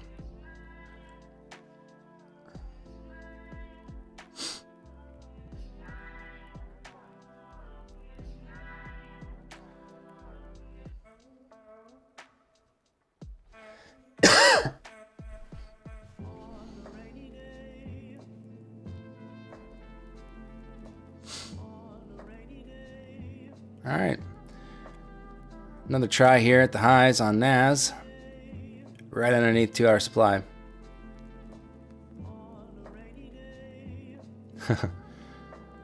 Later, Toronto Trader. Have a good one.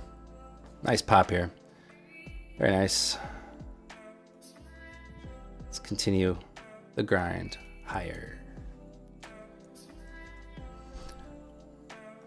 I'm going to put a trend line on for TBM viewers. I know big trendline traders over there.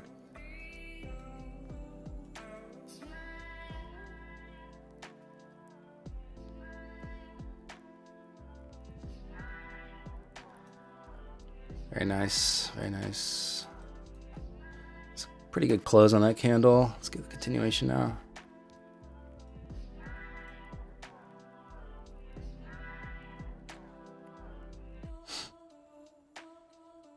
Yeah, overnight high is the target.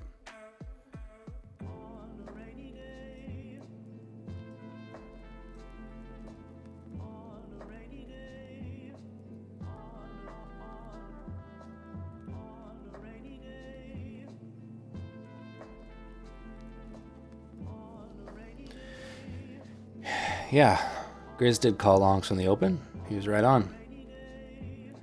Grizz has a lot of good ideas when it comes to trading.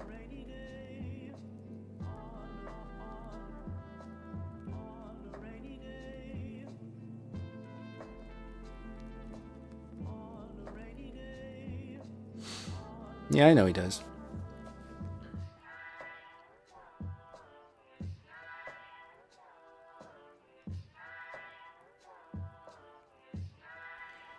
My target is, I'm front running 700, 693 and a quarter is my take profit.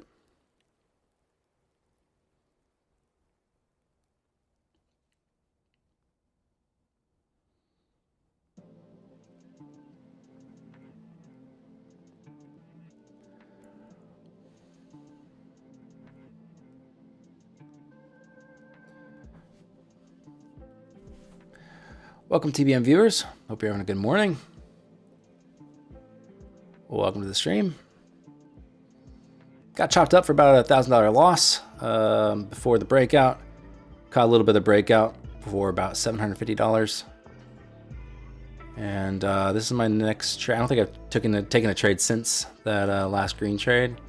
So this is, here's my long earlier, long 586. Took profit, 624. It looks like I'm gonna get a break-even stop there. Bummer. I was looking pretty good. In hindsight here, my stop loss should have been under this trend line. Let's see if that trend line holds at all.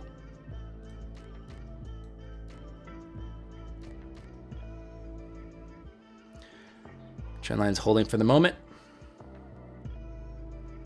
Let's see if we got the juice.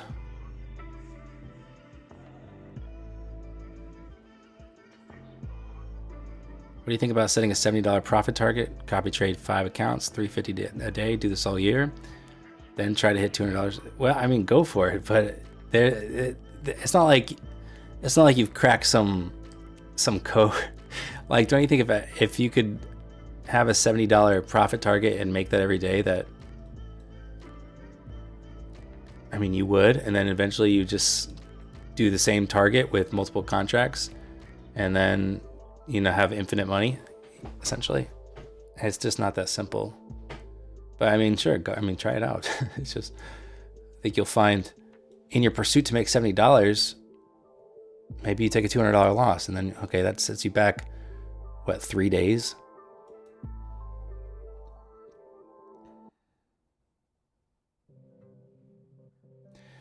All right.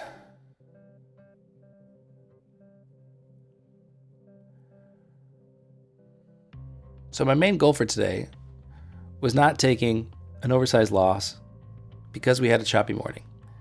And I started off taking what I would call an oversized loss, $1,000 and chop. That's what I do not want to be doing. Could have exited that trade if I was trading my P&L, could have flattened it and been about break even on the day. I don't.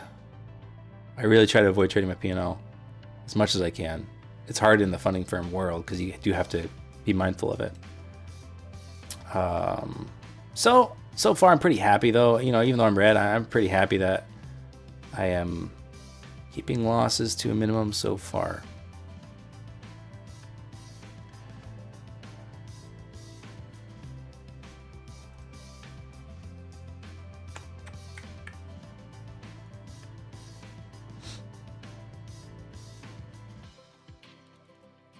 I mean, I want to be long again.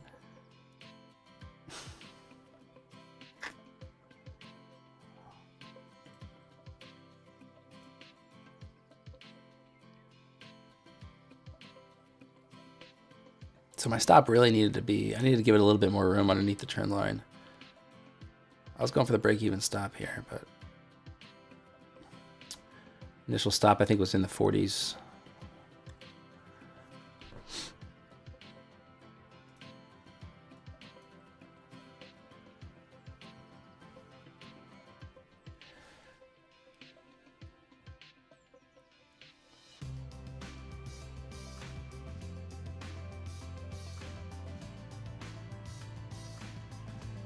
Wait for it to pull back. Well, the question is, where's the pullback? Let's see. You can measure some pullbacks here to see like what we're working with here. That's not the right tool. 33 point pullback there.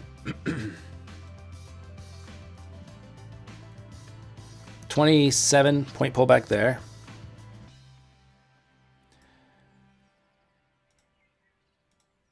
23-point pullback there.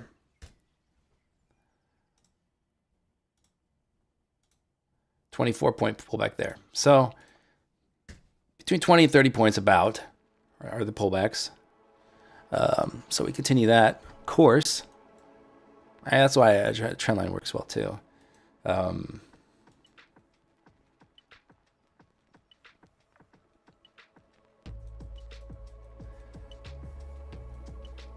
Just FYI, PDH broke on ES. Okay. I'm using I have PDH including overnight session at 59.33.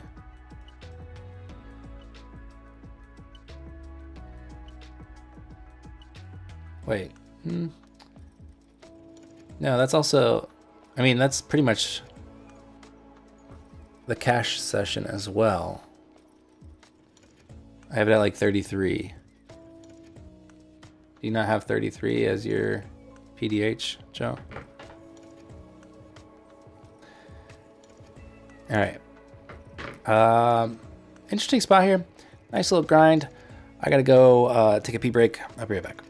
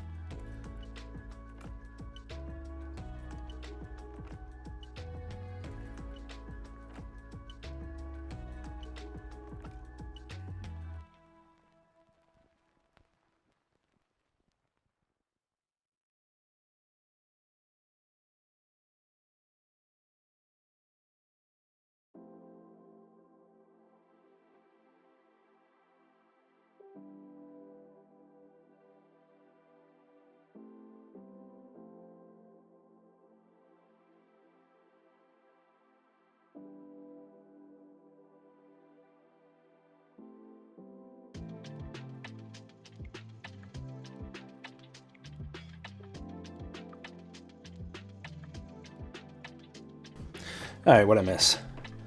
New highs on NAS and ES. Okay. Shocker.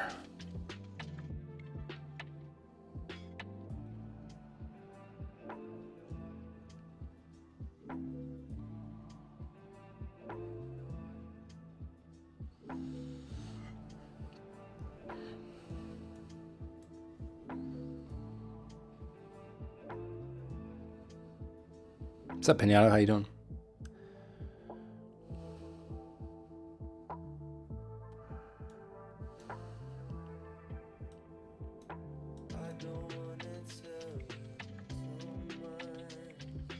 15-minute looks really good. Let's see, where's my long at? Long 61, yeah, man. Would be nice to still be sitting in that, wouldn't it? Target is front running 700. Would be a nice one to be sitting in, for sure.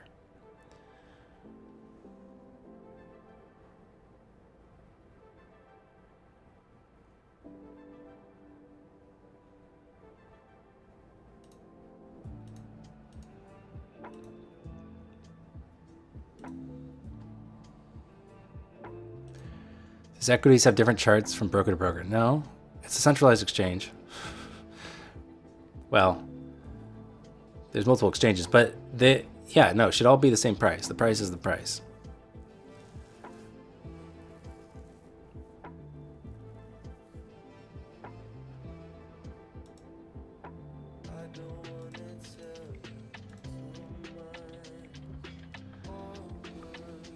Man.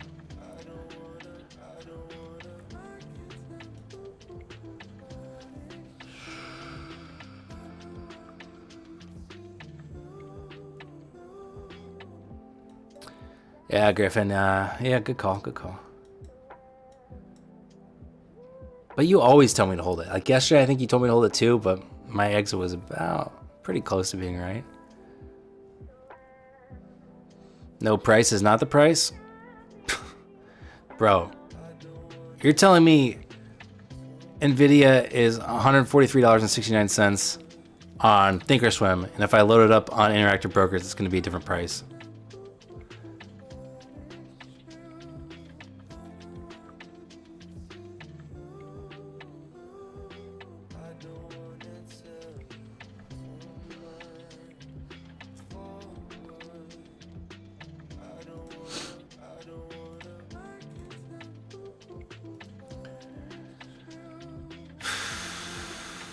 Almost went along this here, almost.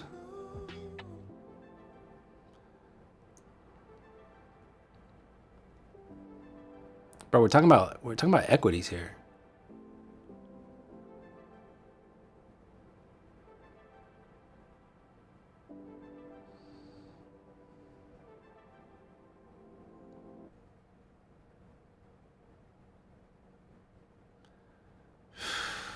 I don't know. I don't think it's really worth buying for this scalp.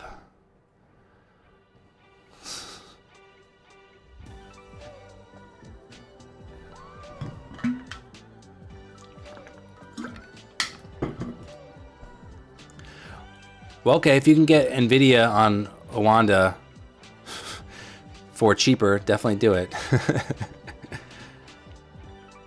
not gonna get quick pop. You're not gonna get quick pops, probably. Yeah. Yeah. Honestly, I would just be this 60 entry was really good. I'd be a lot comfier in that one because again, looking at the 15-minute looks really good. 5 minutes got a lot of overlap, but so it's a nice slow grind.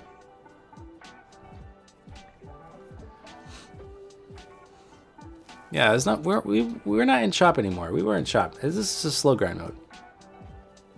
NVIDIA on Temu. That's funny. All right, let's get the pop to 700. I'll live vicariously in that move.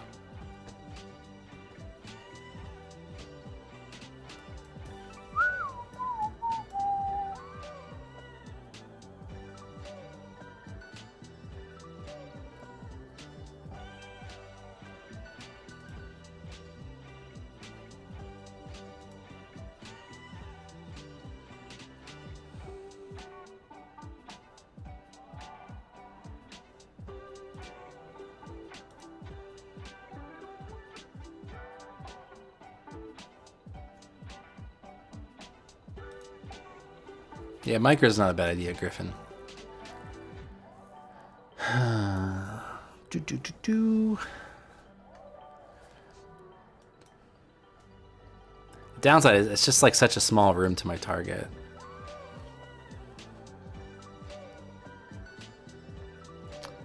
Quick pop, are we gonna get it? Volume is, oof. What's up, Roger? How you doing?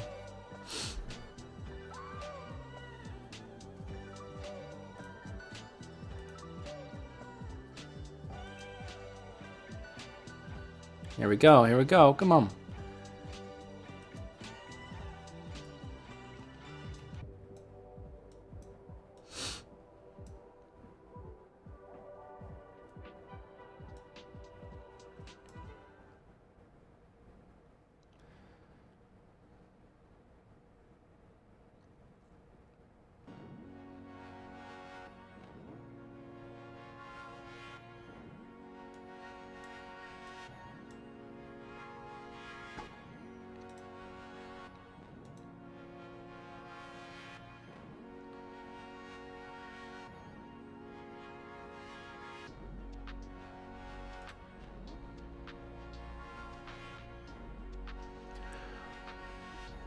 A little doji here.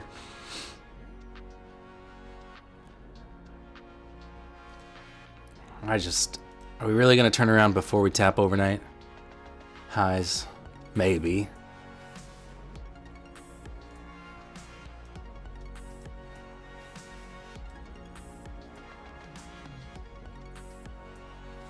Might never turn around.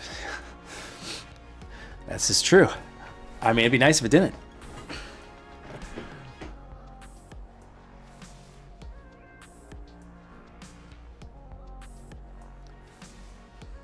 Yeah, PDH within striking distance.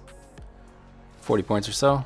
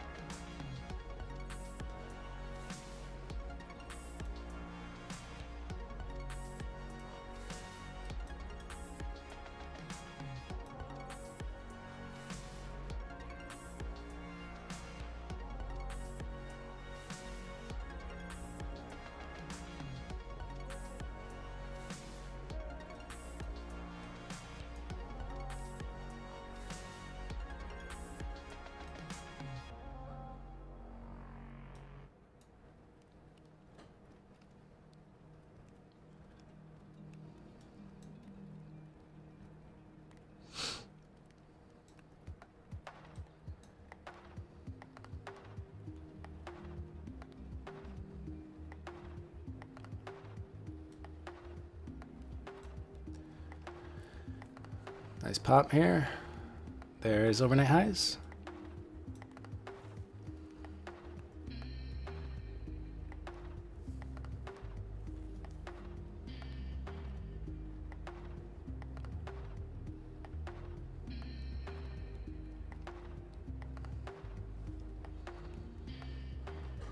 What about Iron Beam appeal to you? I didn't specifically seek out Iron Beam. I went with Edge Clear.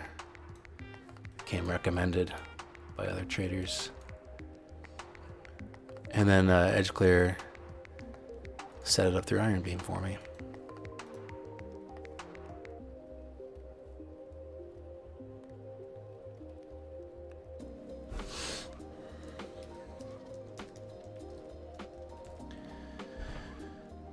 All right, a nice pop of overnight highs and then a little rejection. Elijah, I am doing trading 2 accounts at the same time here. You have to have a platform that has built-in trade copying. In Motive Wave, they have a built-in trade copy here. That's how I do it. It doesn't have to be built in. There's also, you can get like the, I think was it Ninja Trader that has like the third-party plugin Replicanto or whatever. I forget what it's called. But most, platforms should have it as an option.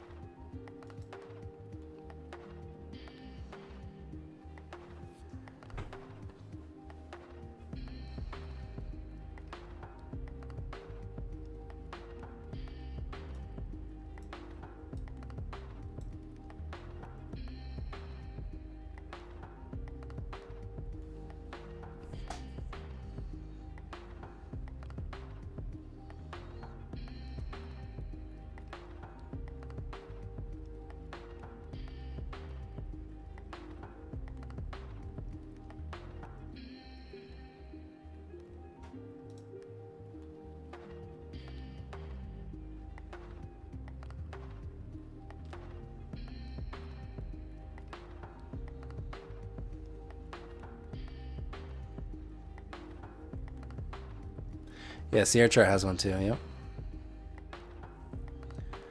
Sydney, you're looking for shorts? All right, careful. What's up, Pranjal? How you doing?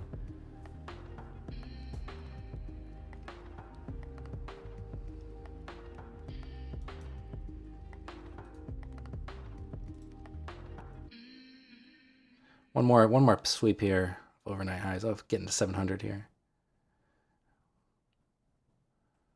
Or just grind higher.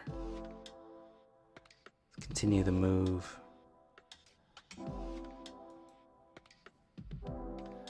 Really like to see us get up to PDH, at least 720.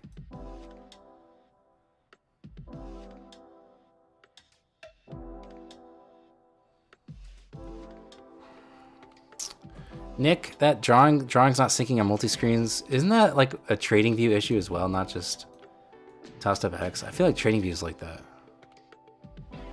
Maybe I'm wrong, but it might not just be a Topstep X thing. It might be a limitation of trading view.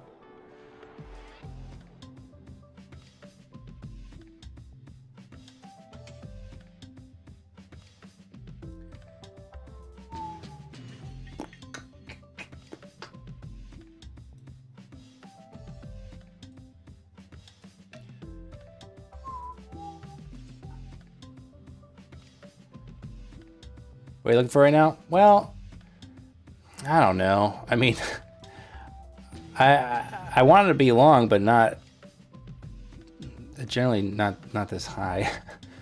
And not this is like a key spot. Overnight highs, 50% bearish daily. This is a decent spot to have a better pullback off of. So I don't really want to short, you know, a pullback. I'd rather wait for the pullback and then maybe get long, but then we're kind of getting into lunch hour. So, you know, I'm not sure. I'm not sure I'm going to get something I want. I really would I want a long to PDH, but we might have to wait maybe until the afternoon, or, you know, maybe we don't even get there today. But I mean, let's see if we pull back from here, I guess. And then maybe there's a buy the dip situation.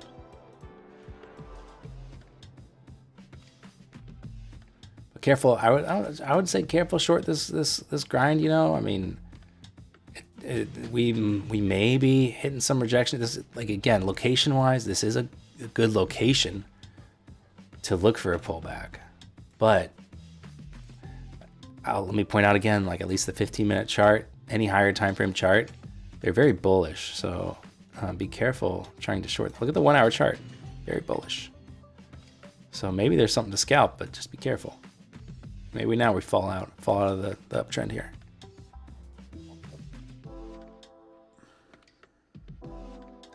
We are at resistance, or weren't we at resistance at many other points along today? I mean, there's so many supply zones that I had marked, and we ran right through most of them. Like, some took a little bit to get through, but we ran through every supply zone, which you could call resistance. So what makes this resistance special? I like this spot for a pullback because it is 50% of the bearish daily candle, 50% of this candle, and overnight highs. So it makes it an interesting spot to see a pullback. That doesn't mean I want to short it though.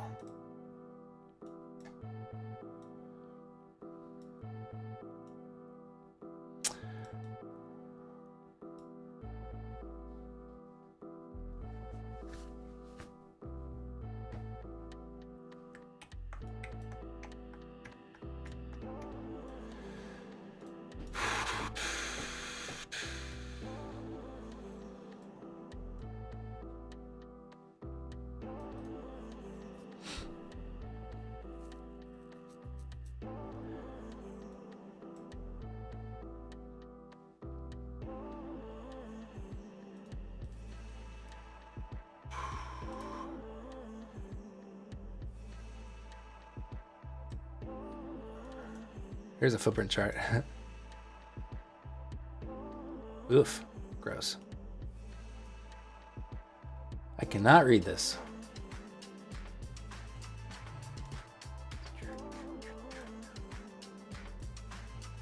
It's 2 hour, that's why.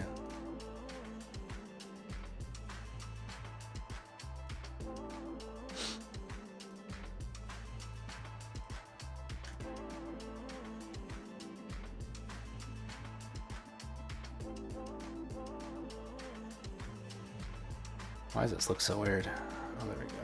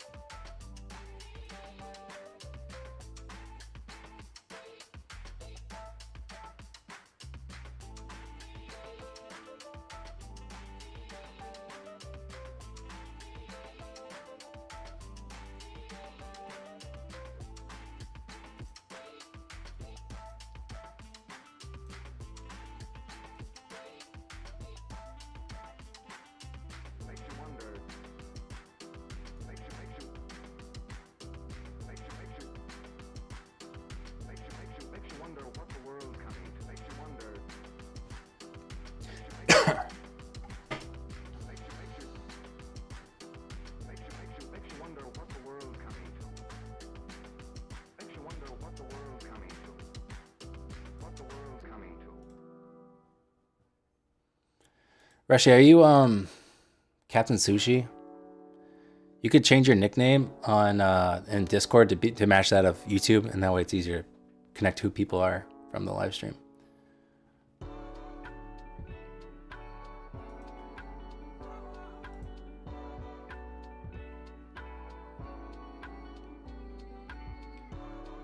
Have you tried setting your footprint chart to different settings? Yeah.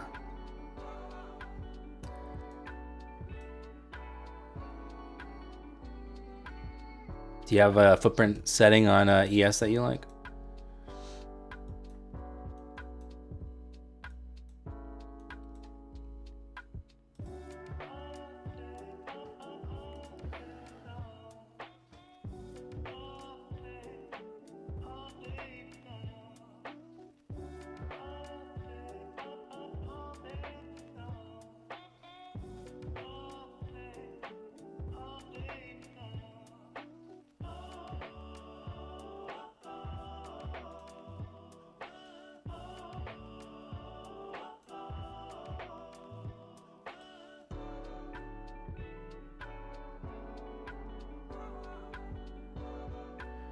Yeah, daily candles bullish. Yeah, let's look at it.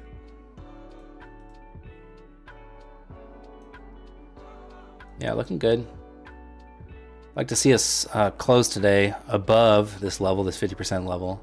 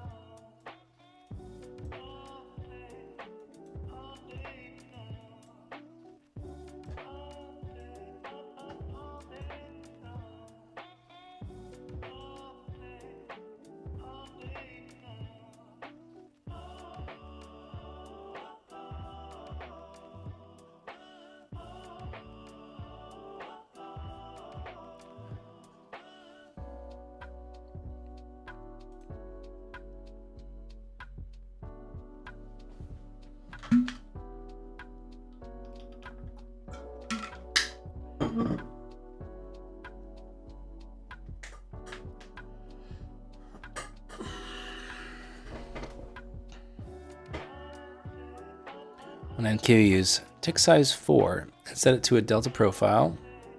Yeah, those should be delta. Power shop, catch you later. Let's see, I have a template that I made. This should be delta.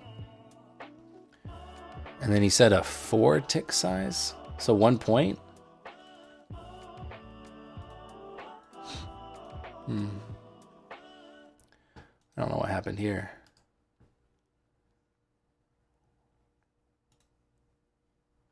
Let's try this again.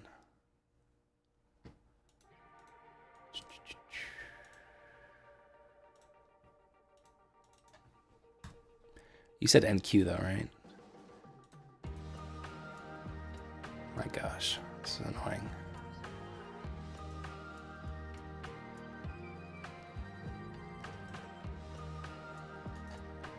Let me scale out of this thing. Oh my gosh. It is looking wacky. I don't know what's going on. I feel like it's glitching hard. Oh, a sick drop here. Sick drop. There's this really sharp pullback here. It did feel like a video game, didn't it? Oh, not a tick chart. I was thinking, what's your the bar settings?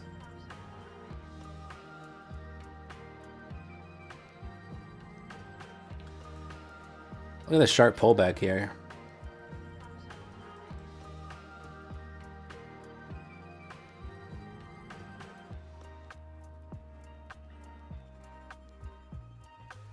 Look, I'm not saying my Crayola drawings are magic. Definitely want to say that. But I mean, come on.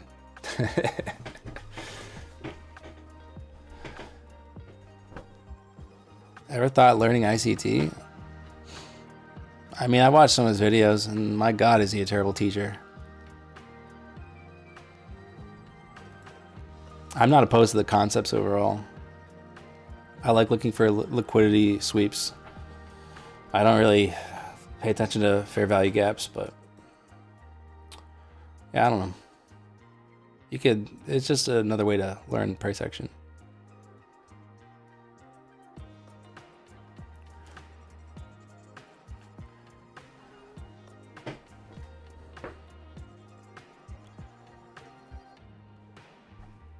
I mean, is that like not dead center in my ellipse?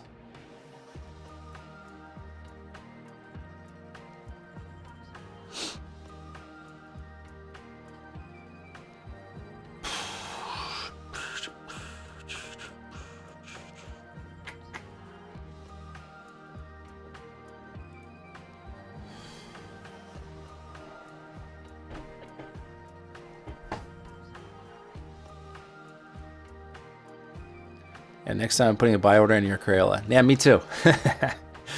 I mean, that was what, like quick 30 points in like 20 seconds or something.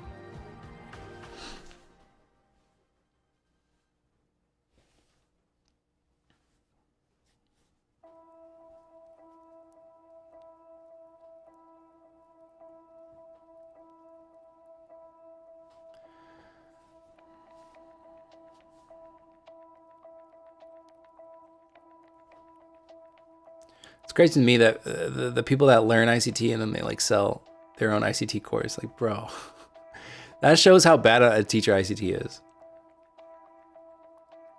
Like, he can't teach it succinctly enough that people are willing to pay for someone else to teach it. It's hilarious. Now, what happens if you did a sound effect, went to the bathroom, and did Crayola? Well, obviously, I'd be like a millionaire.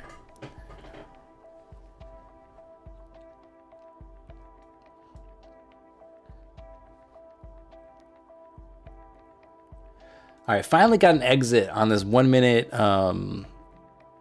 buy signal since pretty much the open. This was, it's kind of hard for me to tell when, since this is a PC program. Let's see. So buy signal 9:42-ish Eastern. You know, you had to handle this pullback to low day. And then it was a ripper, and then we finally got an exit signal here 2 hours later. So that was a pretty solid one. I had to, like, I do want to test those out and actually like try to hold for the exits. Maybe I'll do that. Daniel, your screen doesn't show any positions. Well, it's like I'm not in a position. Go figure. Do you want to see the past trades? Is that what you're asking for? I'm not in it. I'm flat.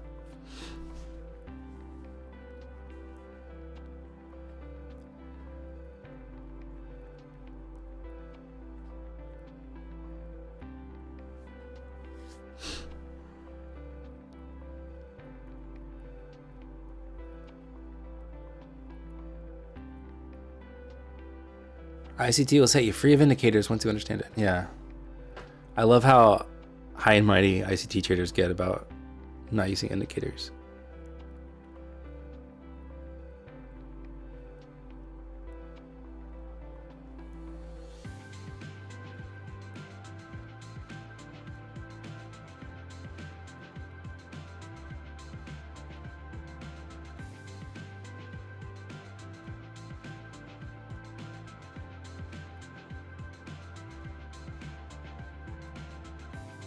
No worries, Grizz. Don't want to get fired from your day job.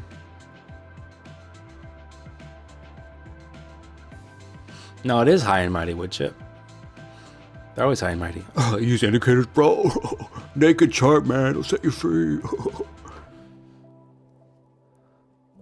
Like, literally, what indicator am I actually using? VWAP? Okay. Wow. So offensive.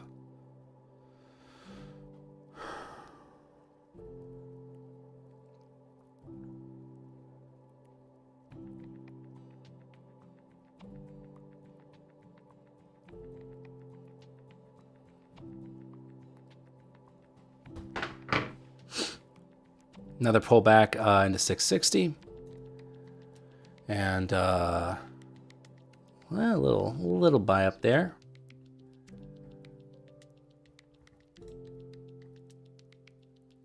I'm a little tempted to short it, but I don't want to get foolish now.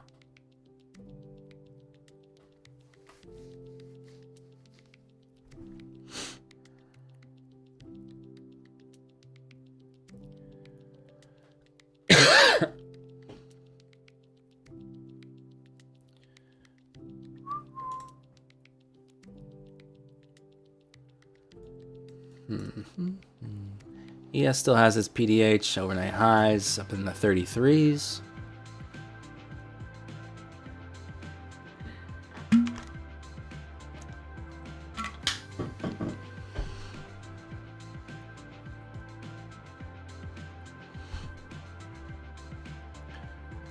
Joining you on the short side, I don't know. Alan, Motowave is not a broker. Motowave is a platform. It's an important distinction.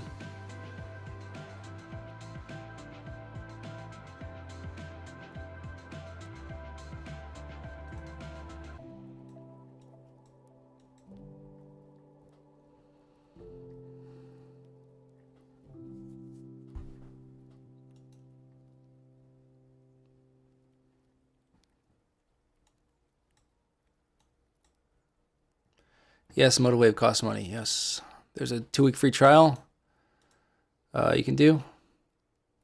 I think it's what platform?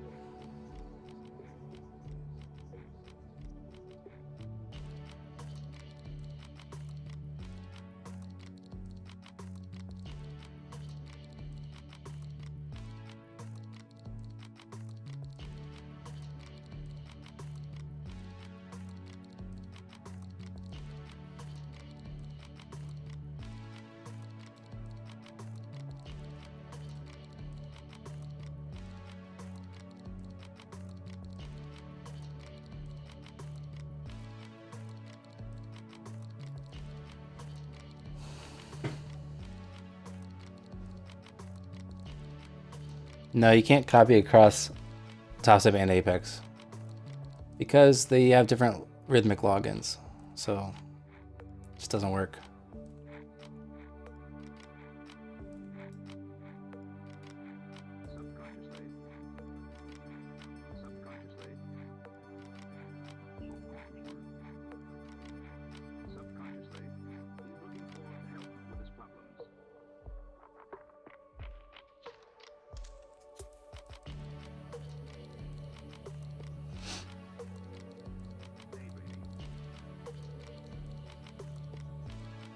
Nice, Chris. That's awesome.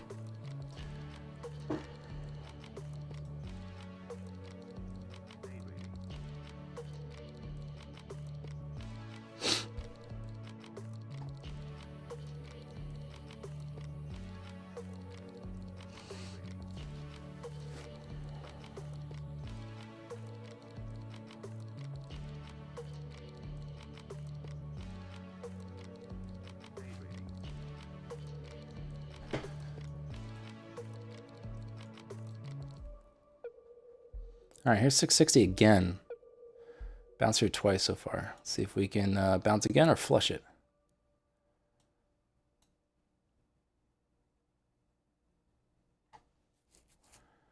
Thinking we might flush it this time.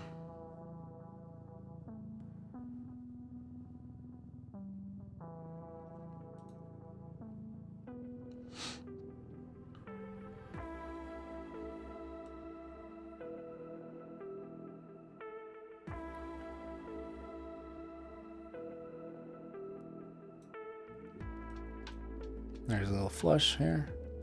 Can we close heavy? Not yet.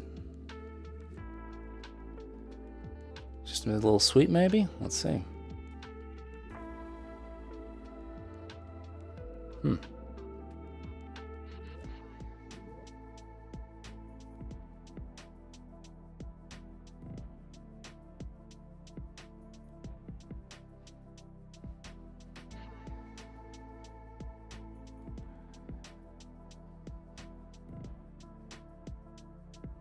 Let's try again on the push.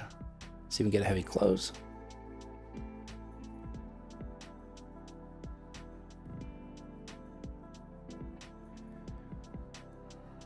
Yeah, I'm less interested in shorting and more interested in buying a dip.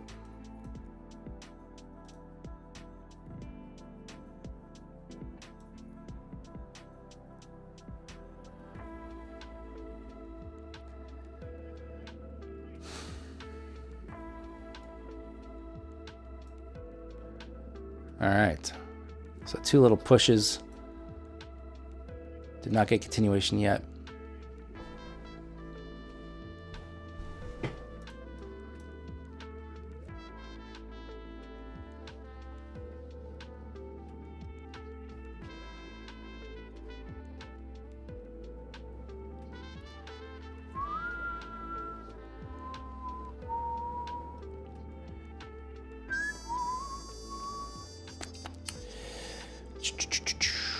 I don't even know why I'm still here, honestly. Honestly, I think I just want one more decent trade to put me in the green. That's why I think that's why I'm here. Not necessarily the best idea, but if I'm being honest, that's probably why I'm still here. How do you connect Topstep with Motivwave? Well, when you are signing up, you can choose Motivwave as a platform. It's that easy.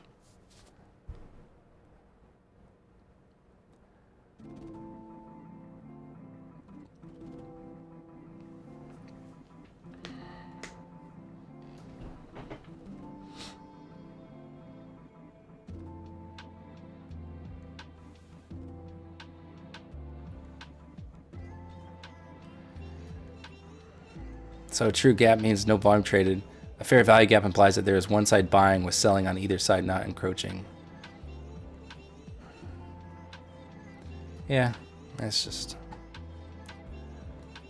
do you pay Topstep for Motive? You have to own Motivwave to use it with Topstep, right? So if you do have to buy Topstep, or sorry, you do have to buy Motivwave to use it with Topstep, but you buy it through Motivwave.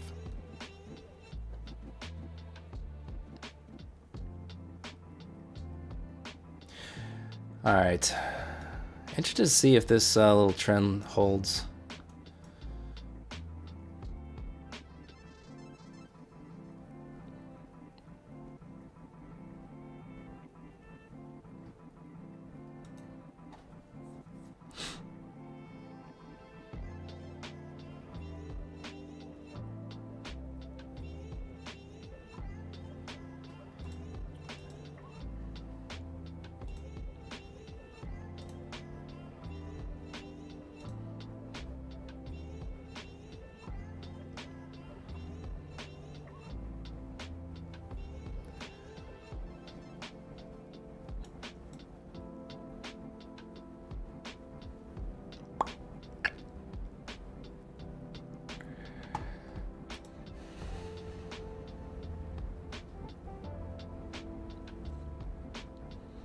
What's up, Adrian? How you doing? No worries.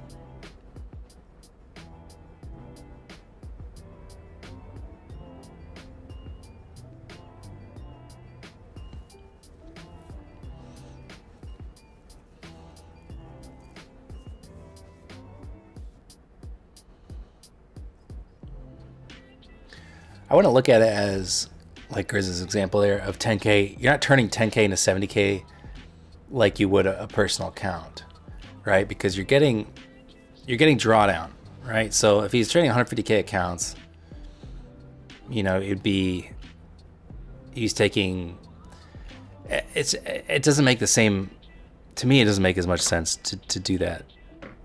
Kind of, I would think of it more as just like a business where your variable costs are the costs of the combine and the activation fees, and then your gross profit is whatever you're able to withdraw. So I don't know. It's, instead of saying, oh, Grizz had a 600% return on it, that's not as accurate because he's not taking a 10K account into 70K. So it's not the same thing. It's not an apples to apples comparison. If I purchase the account and select Motivate, do I need to buy the data separately? No, Topstep gives you the data. Just make sure you own Motivate though.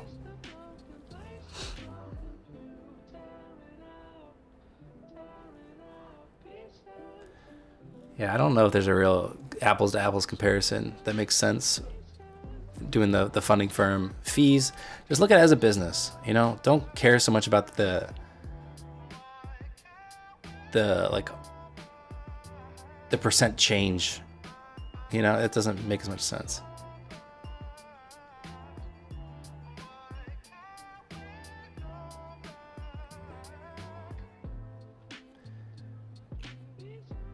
Any biz where you can make 100% return on investment is absolutely fantastic. I mean, the returns on like a YouTube business, pretty good.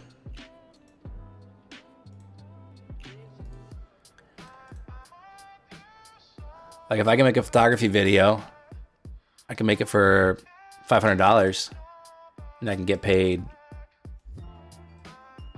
from a sponsor, a large multiple of that. Doing pretty good.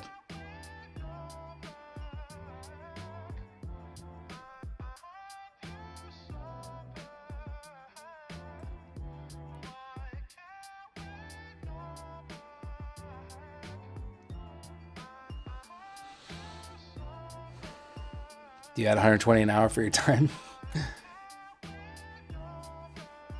Oh, I'm much more than 120 an hour. I'm just kidding.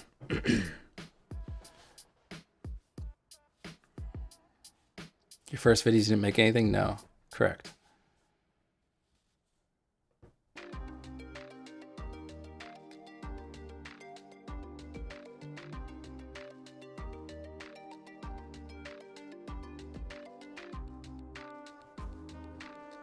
A little interested in shorting this. Little scalp. I don't know if I'm that interested though. It still doesn't seem like a good idea.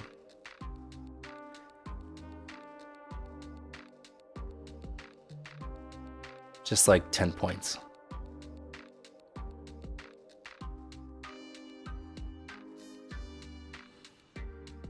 Yeah, I had the order flow, but not the monthly. I did quarterly payments or something. No, it was monthly payments, but it's split up into like 4 payments.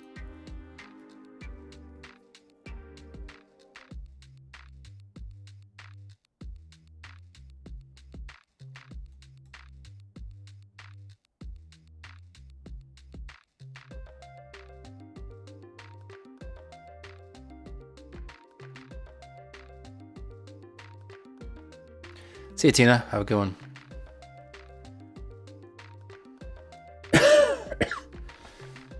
All right. This is not very interesting, honestly. I would not be surprised if we grind up to 59.33 on ES.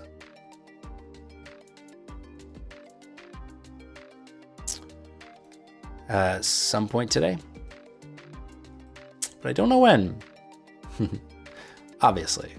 No one knows when.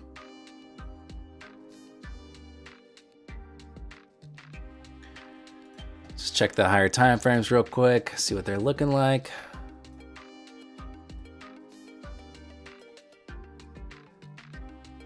This 1 hour candle's just starting.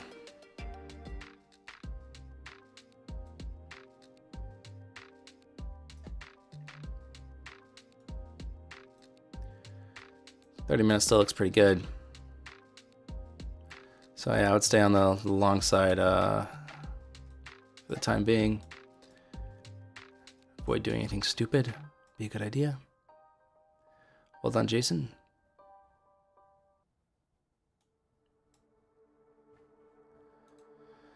All right. Well, I think I'll go and call it a day here. Yeah. That's all for me. Tomorrow's Wednesday. I'll be back then. That's all there is to it. Have a good rest of your day. Later.